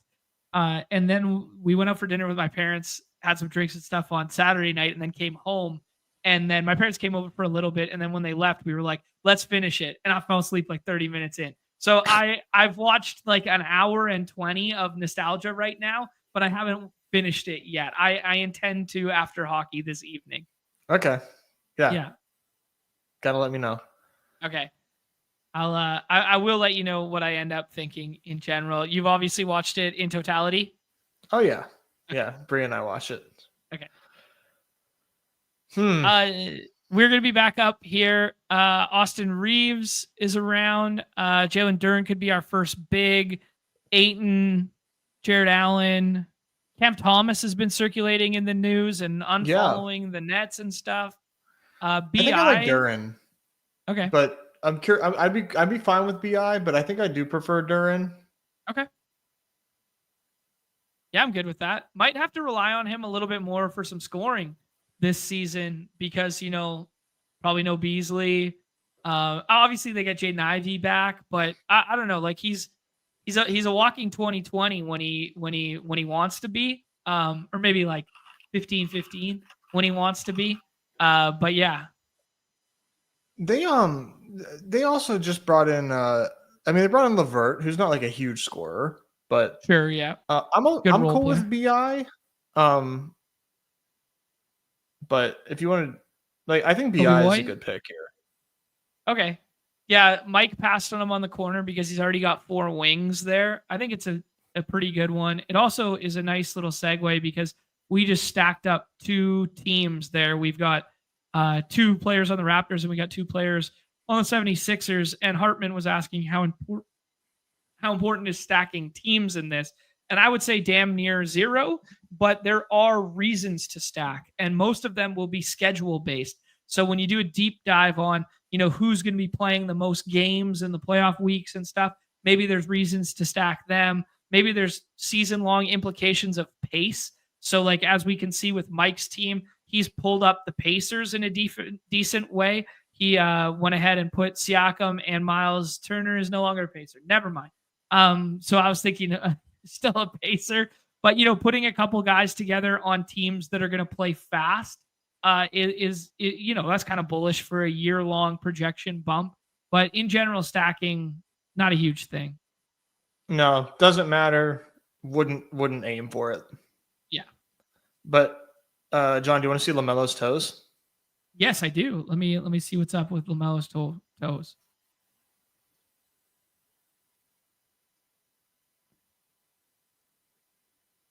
Dude, what do you think? He got those tattooed on his feet?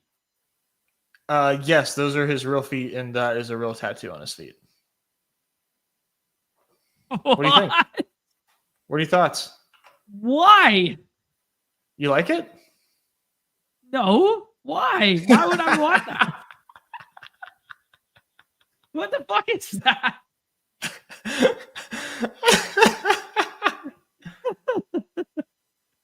That's hysterical. Oh my gosh, dude.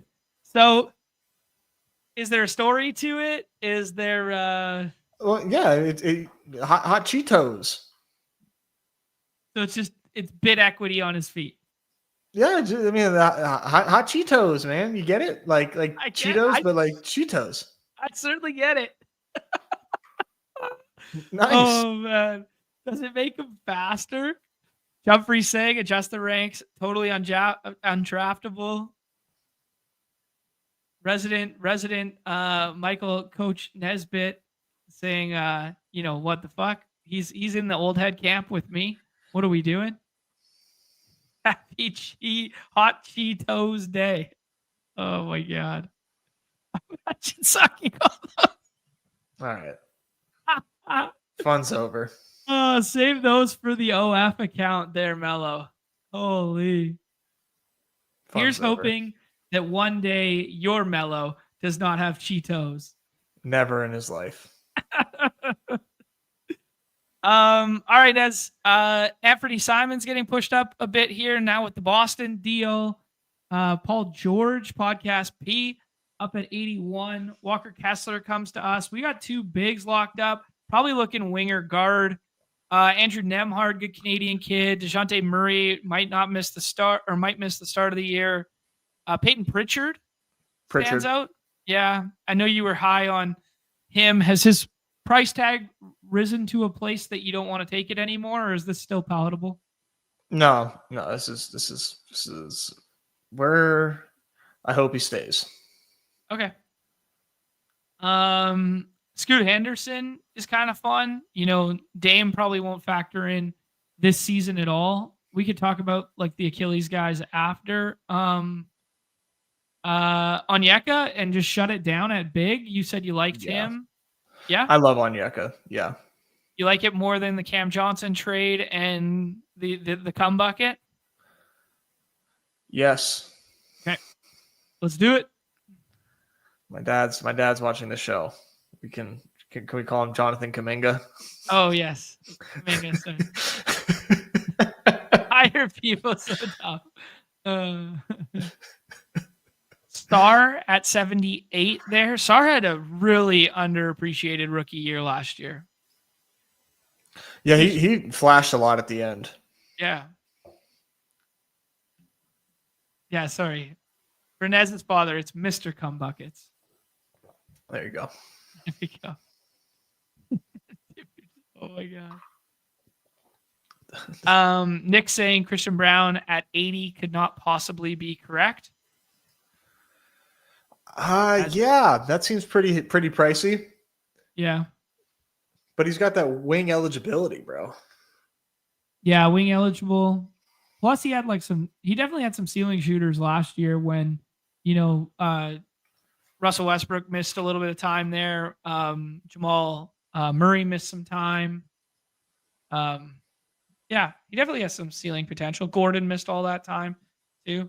Like he was playing, you were buying volume, right? You're buying like 40 minutes a night on the nights where other guys are out, or you're buying like 34 minutes on the nights where everybody's healthy. Yeah, and like maybe a step forward. Mm-hmm. Like, I think that's what people are thinking because he had a pretty sick postseason. Yeah. but like more or less no ceiling. I don't think that's going to change. I do love him as a player.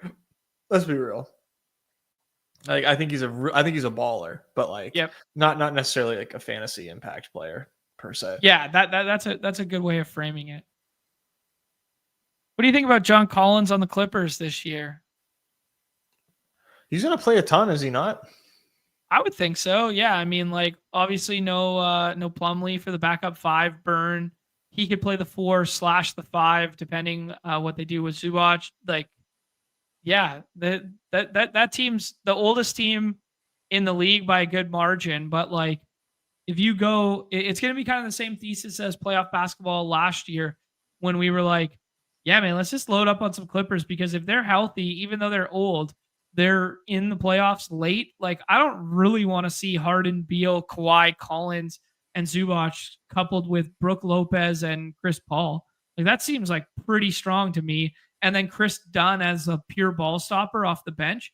Like, that team on paper, like, yeah, I'm scared about them making it 82 games healthy, but that team seems pretty good. Every year, man. Clippers look kind of nice this year. Right. Every year yeah. we do this. But they do. They do look kind of nice. Yeah. I'm pretty out on Norm Powell at this price tag. I guess it's just held up by the fact that he's wing eligible. D'Lo with Dallas. Kyrie could miss a bit to start. Keynote, Powell, Keegan. I think D'Lo or McCollum. Do D'Lo. Would you rather have D'Lo or Kyrie based on like their health prognosis?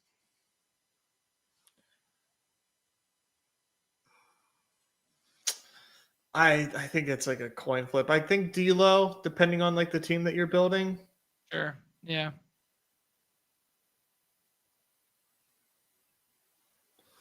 All right, this next pick's going to be difficult. CJ McCollum, part of the trade to Washington there. VJ for a stack, but kind of cannibalizes our Maxey and Embiid bets on like a night-to-night ceiling.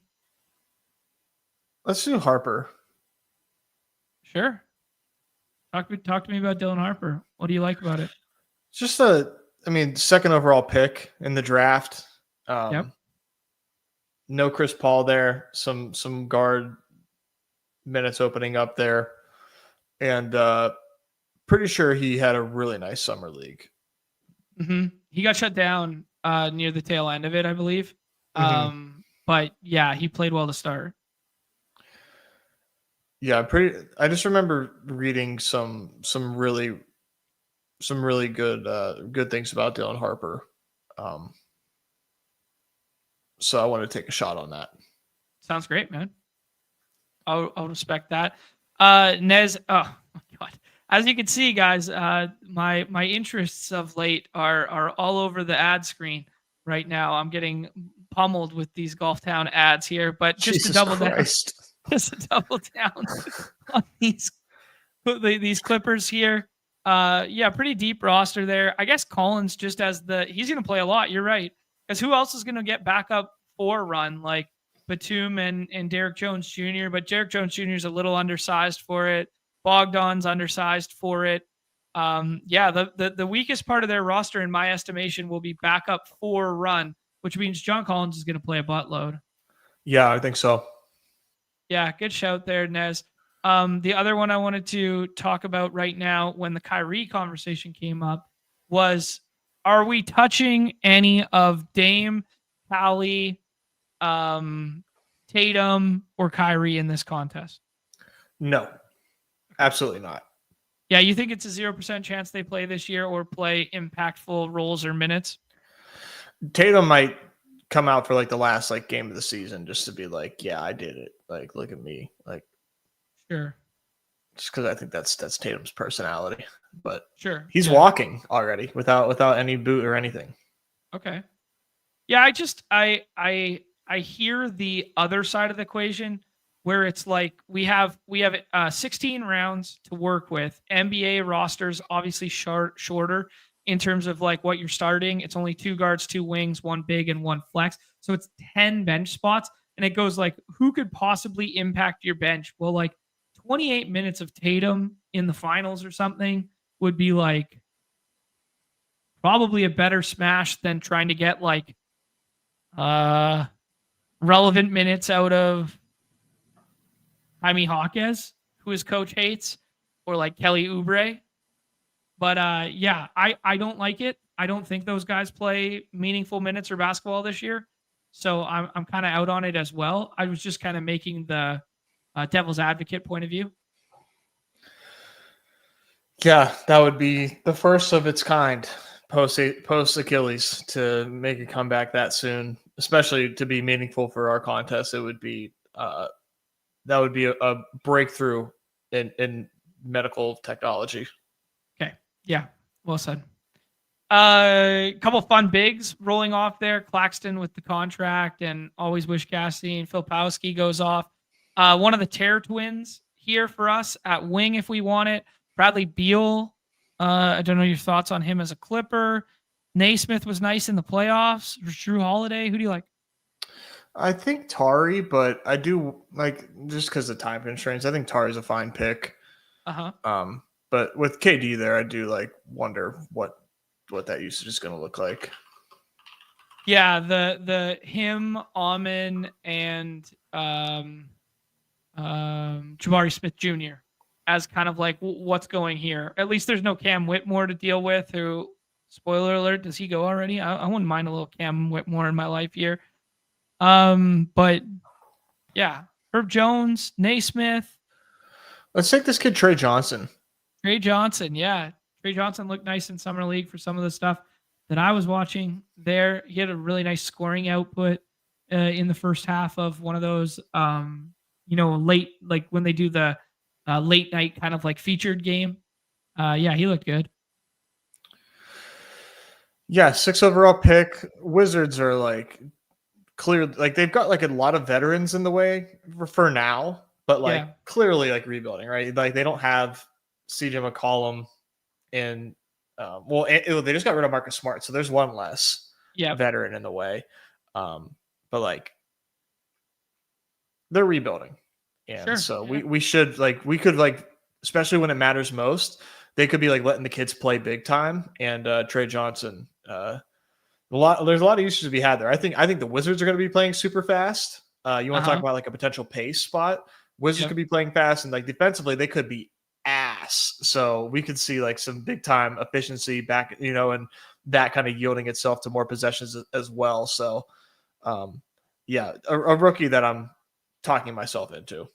Yeah, cool. I mean, we saw it play out that way last year here, just pulling up the roster. But like we saw it at the end of the year with Bub Carrington and Alex Sarr, where we were playing them all the time in the dailies just because they got more condensed and they were letting them play bigger minutes down the stretch there when, no Malcolm Brogdon, no Middleton, no Smart down the stretch. Well, the same thing could happen here with no Middleton, no CJ, no Kristaps or Kispert, like in that situation. And it's like, let the kids play. Let Trey Johnson, let Cam Whitmore, let Bub and Beal play, right? Yeah, I mean, it would be kind of weird if they didn't. Center rotation is hilarious there, Mike says. Yeah, it is. That's great.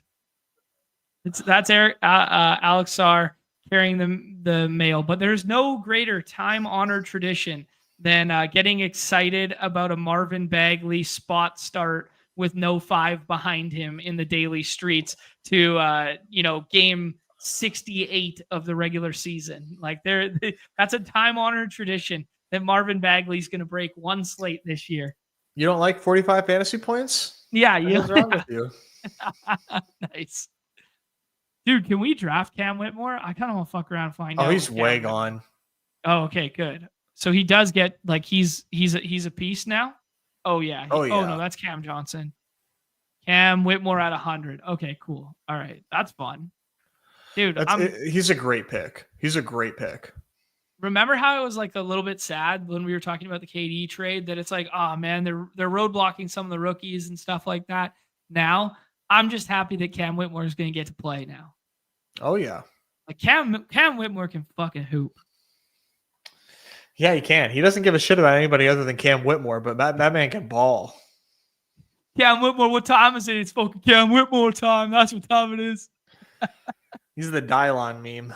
Yeah, nice. Top 5. Top 5. Fears goes there. Might get some more burn to start the year there without the DeJounte Murray stuff. Let's look at the player pool. Yeah, we're done at big there.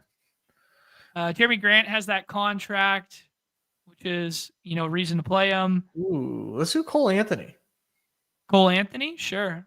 Yeah, they move on from Dame there. They gave up AJ Johnson in that previous trade, who was like potential ball handler. KPJ will be. What do our wins look like here? Sorry, we're about to be back on the clock. LeVert. I've always been a LeVert guy. Tons of wings here, but Jeremy Grant plays 60 games a year and sometimes balls. I like LeVert. Yeah. I think this LeVert situation is like really good for him. We've liked LeVert. He obviously the injuries kind of derailed his career for a little bit, and then he had some nice games last season. But I think like Detroit, man, I think they got a plan for LeVert. I think the lineup could like clearly use his injection. So like, I'm excited for LeVert, and you get wing depth, or you get him in a wing eligibility too. Yeah, I like that. I mean, they're gonna lack bench scoring. Like that's been their thing, right? Is like when Cade's off the floor, like who's scoring for them? And like he can do a little bit of handling, he can do a little bit of scoring, he can do a little bit of everything. We saw it down the tail stretch there, especially in the playoff or play-in tournament games there with Atlanta. Like he looked nice with it, dude. Like he's a quality basketball player. Yeah, and give this team Cam Thomas and like let's just see what happens. Yeah, I'm in on that. That's the word on the street. Yeah, whether you want to introduce that to your locker room or not, I don't know. But like, if you get 28 minutes of Cam Johnson in a like, hey, this is where we come to win, and you play off the bench and try and score off the bench, like that's fun. I mean, that's an elite 1-for-1 replacement for Beasley. It's like the same player except he doesn't gamble. He gambles a lot on the floor. I will tell you that. He gambles a lot on the defensive end of the floor. He will break Beasley's record. Jacking up threes? Yeah. That's funny. Yeah, nobody's light is greener than Cam Thomas. Jarris Walker goes there, who Zakarian suggested in the chat there. Interesting. Really? Yeah. Just a pace up team. Terrence Shannon goes there. Pitch was asking about Shannon. Shannon had some moments last year, and now they're, they unloaded They unloaded who else am I missing from that depth chart? Someone else. But yeah, backup handling there. Though, yeah, I mean, like, why not? Shannon's a good pick. Yang Hansen to Nick. I don't know if that's a bid or not, but he might. That dude, if Yang is actually getting, I hope he gets good minutes because, like, God, he's so sick. Yeah, he was fun. Fun personality too. Talking about the PlayStations and such. Ryan Dunn could get expanded minutes this year. I'm not sure it matters. He can shoot a little bit, but he's kind of like a 3-and-D guy. But with no Beal, he could be a benefactor. Nez, we got a 6-5-3. I think we're done at big. Wing is pretty strong because we spent early capital on it, but I think we probably need one wing and one guard here. Yeah, who would it be? I don't know, man. I'm just scrolling. I mean, I can't. I don't have a name. You don't have a name? I mean, you were. I was trying to keep up. We were scrolling the whole time. Anthony Black. That's probably a bad pick. We got Anthony Black at the guard spot. I don't think so. No? Cole Anthony's gone. Yeah, it's true. We liked him last year. Rui could start and get minutes. Hunter, 6 man of the year stuff. I think Rui. Sohan.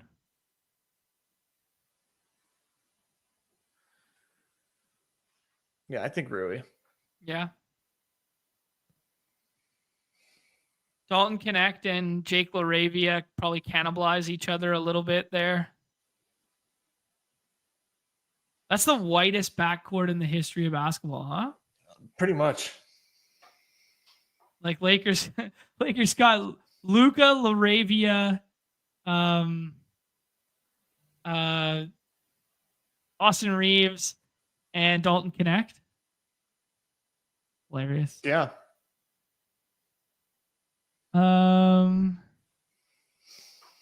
Like Tyus Jones way more than Anthony Black. That's a good point. That is a good point. So what you get with getting rid of Cole Anthony is you also got Tyus Jones.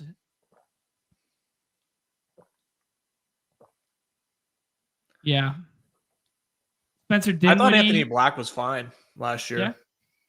I thought he was fine last year too. It's just like the situation on paper, you think it would get better by Cole Anthony being removed from it, but like Tyus Jones is there. More of like a professional ass handler. Hunter goes. I don't know. I get it, but like, is he gonna?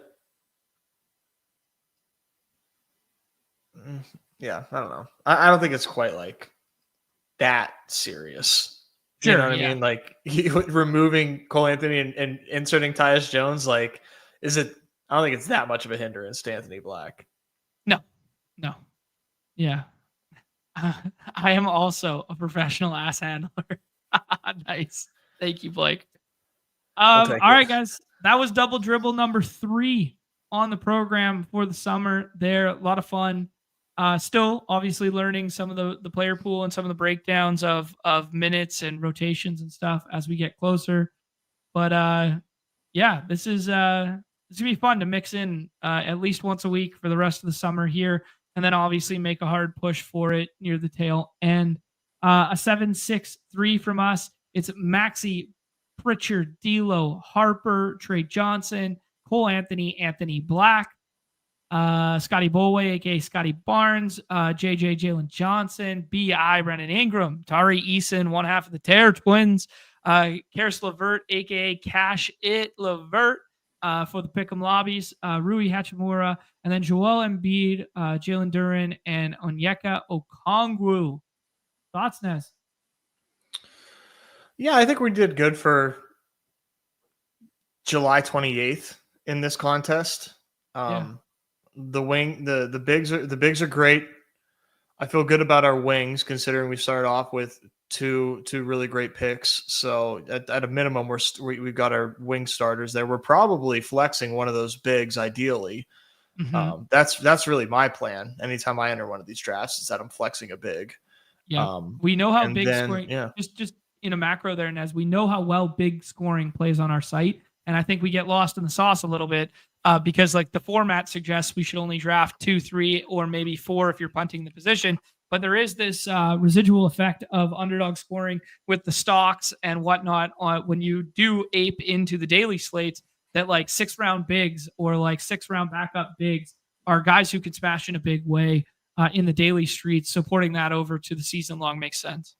Mm-hmm. And then the guards, the guards were definitely are the weakest position for sure. Sure. Yeah. And yeah, the depth at guard just doesn't feel like it's there as much as it was in years past, but maybe that'll change. Yeah, sure. I mean, like Jalen Wells is going to start at the rookie who started the most games last year and then got hurt. Looked a little good in summer league when I was watching a bit of that too, but like he could start, 75 games this year kind of thing. Caruso's kind of a save it for the postseason guy. Marcus Smart, probably similar in that regard. Lonzo Ball after the trade, does he ever play more than 25 minutes a night? Clarkson going undrafted kind of seems like the best of the bunch for real. I actually was thinking about that after we made our pick. Yeah. That's one to like kind of think about more as we draft more. Yep. Because like, Tibbs is gone. So what are these rotations going to look like moving forward? Yeah. I mean, it's funny. They get rid of Tibbs and then they get what did we say? Mike Brown was East Coast or West Coast Tibbs for years. Like yeah, Nah being down here, like Nah could play a nice role. We saw him do some nice work in the postseason. Keon Ellis as a scroll, like we saw him start over Malik Monk when they couldn't stand Malik Monk's defense for a bit, and he goes completely undrafted in the post Fox era there. So yeah. Cool. Yeah, that's a fun one. Appreciate you guys doing a double dribble alongside us. Nez, if you have to bounce, I promise the people of Badge Bros Brawl, you do your thing. But I'm gonna rip Badge Bros Brawl for the people.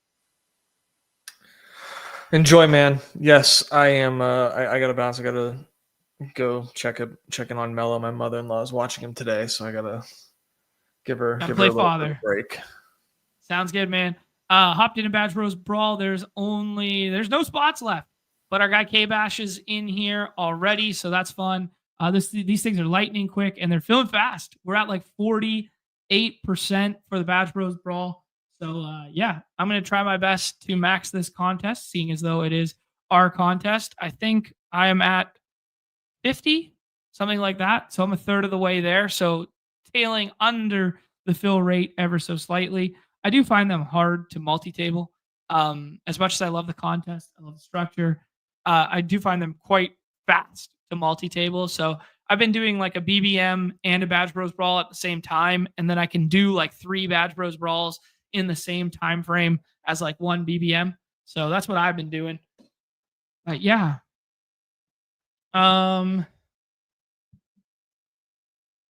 Oakbrenner, this is the center for Charlotte getting picked in the last round. They're one of those teams Mike was alluding to looked pretty nice. Okay, I see you.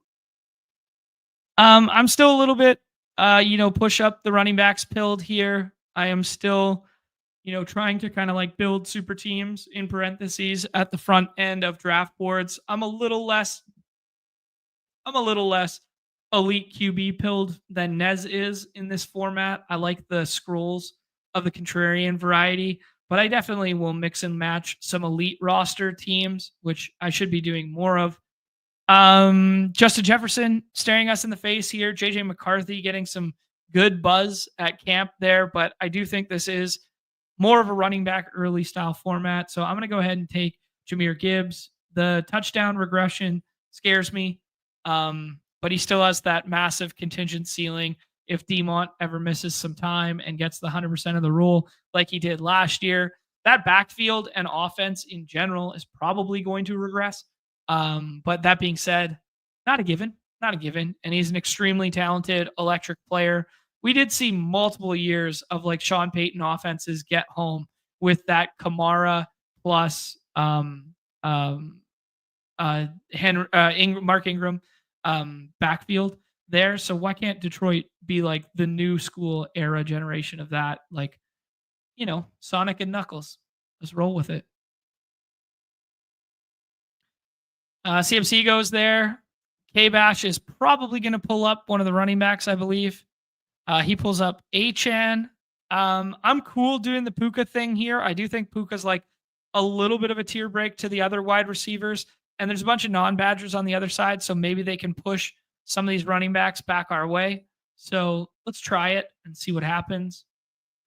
Puka with some comments and in tandem with Devontae Adams over the weekend there. They were both talking about how, Devontae Adams isn't here to take his role or take his job. But there is a little bit concerned in the touchdown scoring department with Puka because that's not his skill set, man. Like that's not his 101. He's a win over the middle of the field. He's a perfect Cooper Kupp replacement, but the goal line stuff and the end zone stuff, yeah, we might be dealing with a little bit more Devontae Adams than we would like to admit in terms of Puka's touchdowns. The 101, no fumbles, 82, might be fumbling this draft, but he's getting crazy with it out here. He takes Tetaroa McMillan, who had some bullish coach speak today around him. Saquon at 1, and then pushes up Lamar Jackson. We did not get one of those running backs to fall back. So we could do Brock Bowers. I think Neighbors, Bowers, or JT are all fine here. None of them will come back. Let's take Neighbors and see what happens. I don't know. What do you guys think about Russell Wilson? Like, kind of the rhetoric around the team right now is like Russell Wilson's our starter. He's a professional quarterback. Like, that is the rhetoric around the Giants right now. Yeah, I don't know. What do you guys think? Is that good or bad for the output of Neighbors? Like, do you need Jackson Dart and this big ceiling chaser, or is Russell Wilson a good enough receiver maker that, like, it's just fine? I don't think we should push running back right here, but I kind of want to try and get this like GM stuff with a wild card guy at the end. Let's take Ladd. I like AJ Brown in a vacuum, probably slightly over Ladd, and I like the stackability of like Jalen Hurts coming back to us, but I don't know that Jalen Hurts is going to come back to us in this room with some guys going a little rogue. So let's take Ladd. It gives us the Herbert out later. I'm really liking some of the Chargers late stuff. You also can add in like Hampton to make it a nice kind of super Chargers stack bet. But yeah, let's see what goes down here. No fumbles, staying a little bit closer to ADP now.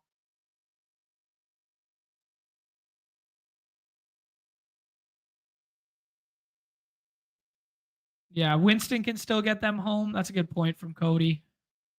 Dang. So all the running backs go there. I think we take Trey McBride and we go a little bit elite tight endy in this one. He usually isn't there in the 5th round of this contest. He usually goes before Kittle, so taking him in the 5th round feels good. I really like K-Bash's start right now, even more so than ours. Yeah, that's a nice start to a team. I really like CeeDee Lamb and Devin Achane this year. I've been trying to put them together in this contest a lot. I'm not going to lie. Been trying to do it a lot.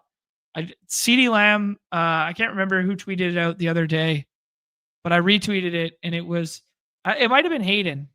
It was like fantasy points per game for the last like 3 years. And like CeeDee Lamb is, WR1 in that regard. Hampton goes there. I think I got to bite the bullet and take one of these running backs. I think I kind of like Kyron more. But that's not a given between these Breece Hall and Kyron.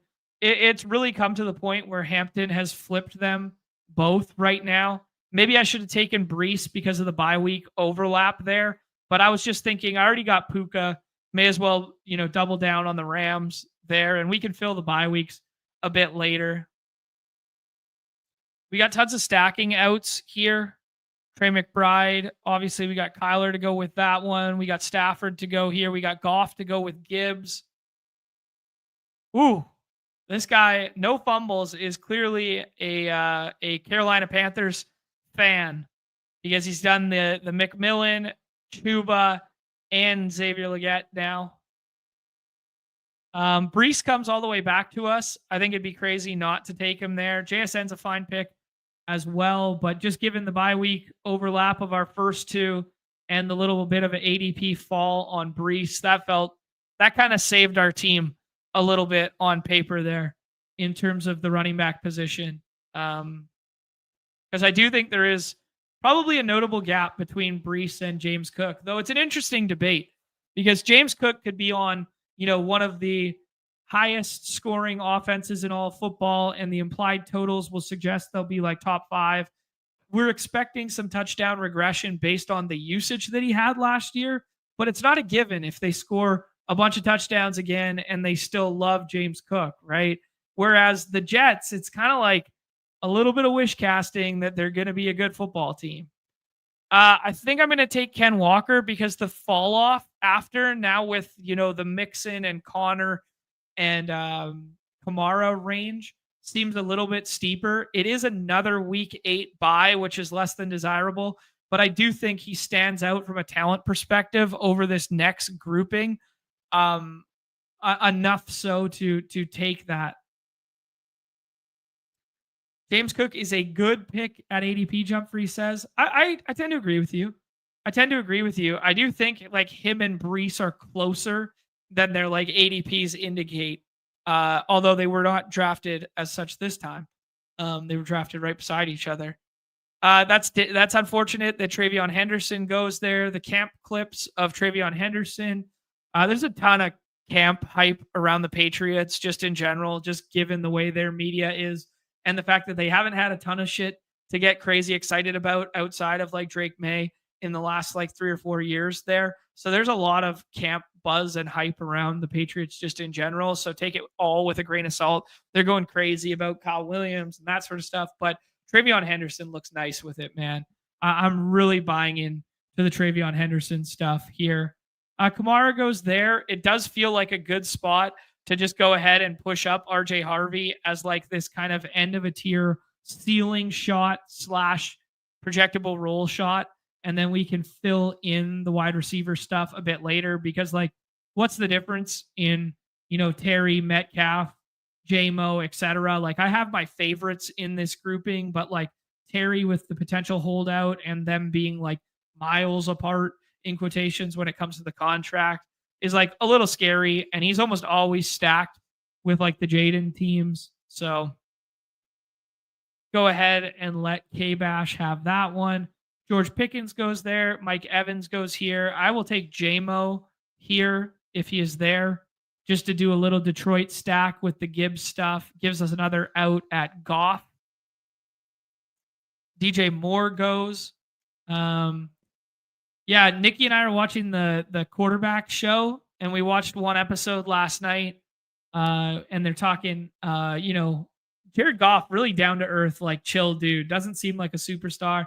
Same with Kirk Cousins with the haircut stuff. Great clips and all that sort of deal. Really enjoying it right now.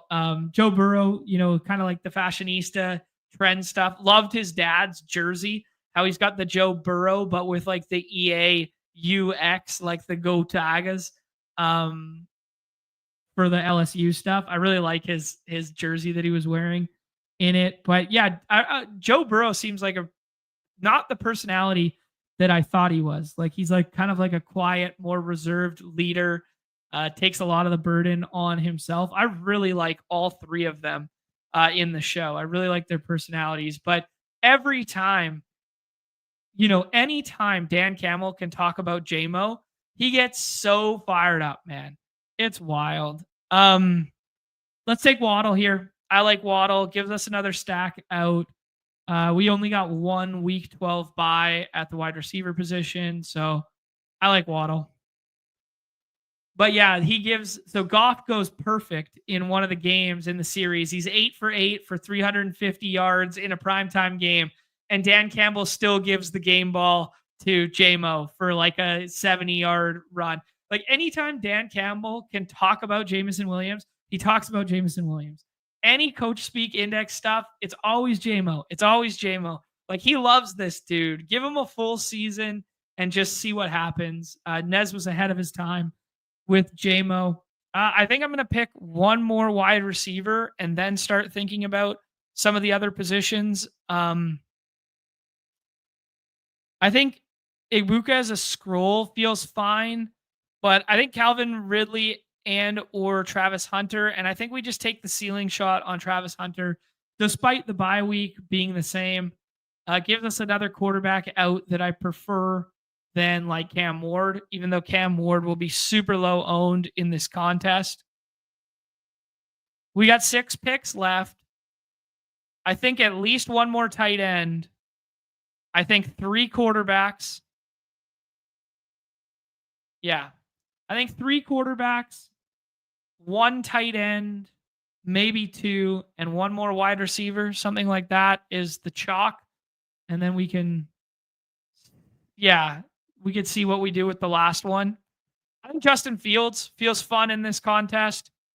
A little bit of FUD around him after the toe, and then he was totally fine and back on the practice field.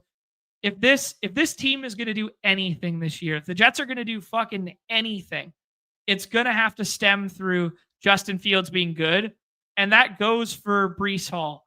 Even though he's not traditionally like tethered to Justin Fields, normally you want a more traditional pass catcher. He is a pass catching running back and he is tethered to the offense. So if Breece Hall's going well, it's probably because Justin Fields is having a decent year as well. Let's go ahead and add Jared Goff to this one. We set up that Detroit stack, so that feels fun. Go ahead and add him. Detroit, week 17 is Minnesota. We don't have a Minnesota piece yet. So where's Addison at? Yeah, Addison as our last wide receiver could be kind of fun as a tack on. I think 6 running back because of the 3 bye weeks probably feels best. And because we spent so much capital on the wide receiver position. Yeah, probably feels best. What up, Gut P? Loves the Badge Bros Brawl contest format. Thank you, sir. Love the kind words. I think I want to get some more Tyler Warren in my life. I was in love with the Colston Love Porta stuff and the Loveland hype train early on.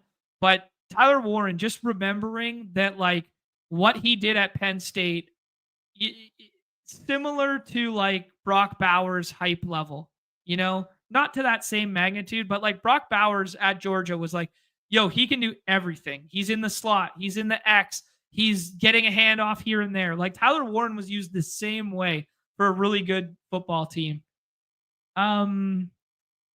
Addison ends up going, which is unfortunate to us.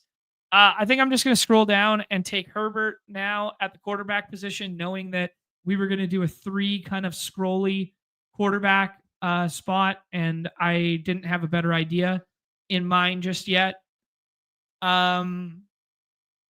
Is Warren and McBride enough to win the Badge Bros Brawl? If things break right for Warren, yes. If not, maybe like tacking on like Loveland and just taking like the 2 bets on it.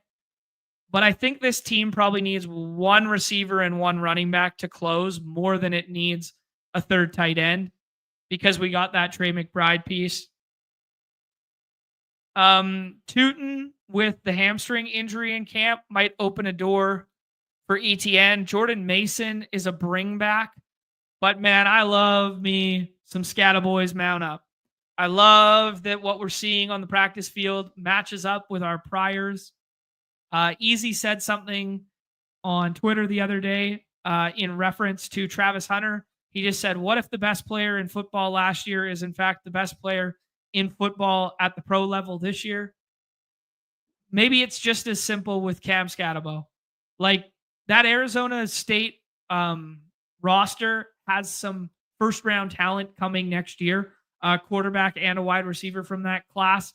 But like so much of that team just ran through Scatterbo, and he's good in all facets of the game. You saw it in the playoff game where he ran for a touchdown, threw for a touchdown, and had a receiving touchdown. Holy shit. K-Vash takes Trey Harris, which was going to be my scroll the F down stack partner for Herbert. So we got to come up with a pivot on the fly here. I guess we could do like QJ. Let's do it. Let's scroll the F down to QJ. I was going to take Trey Harris. I did not think Trey Harris would go in front of me there, but let's pivot. When the room gives you lemons, let's squeeze them in our own eyes and take Quentin Johnson. So kind of a fun team.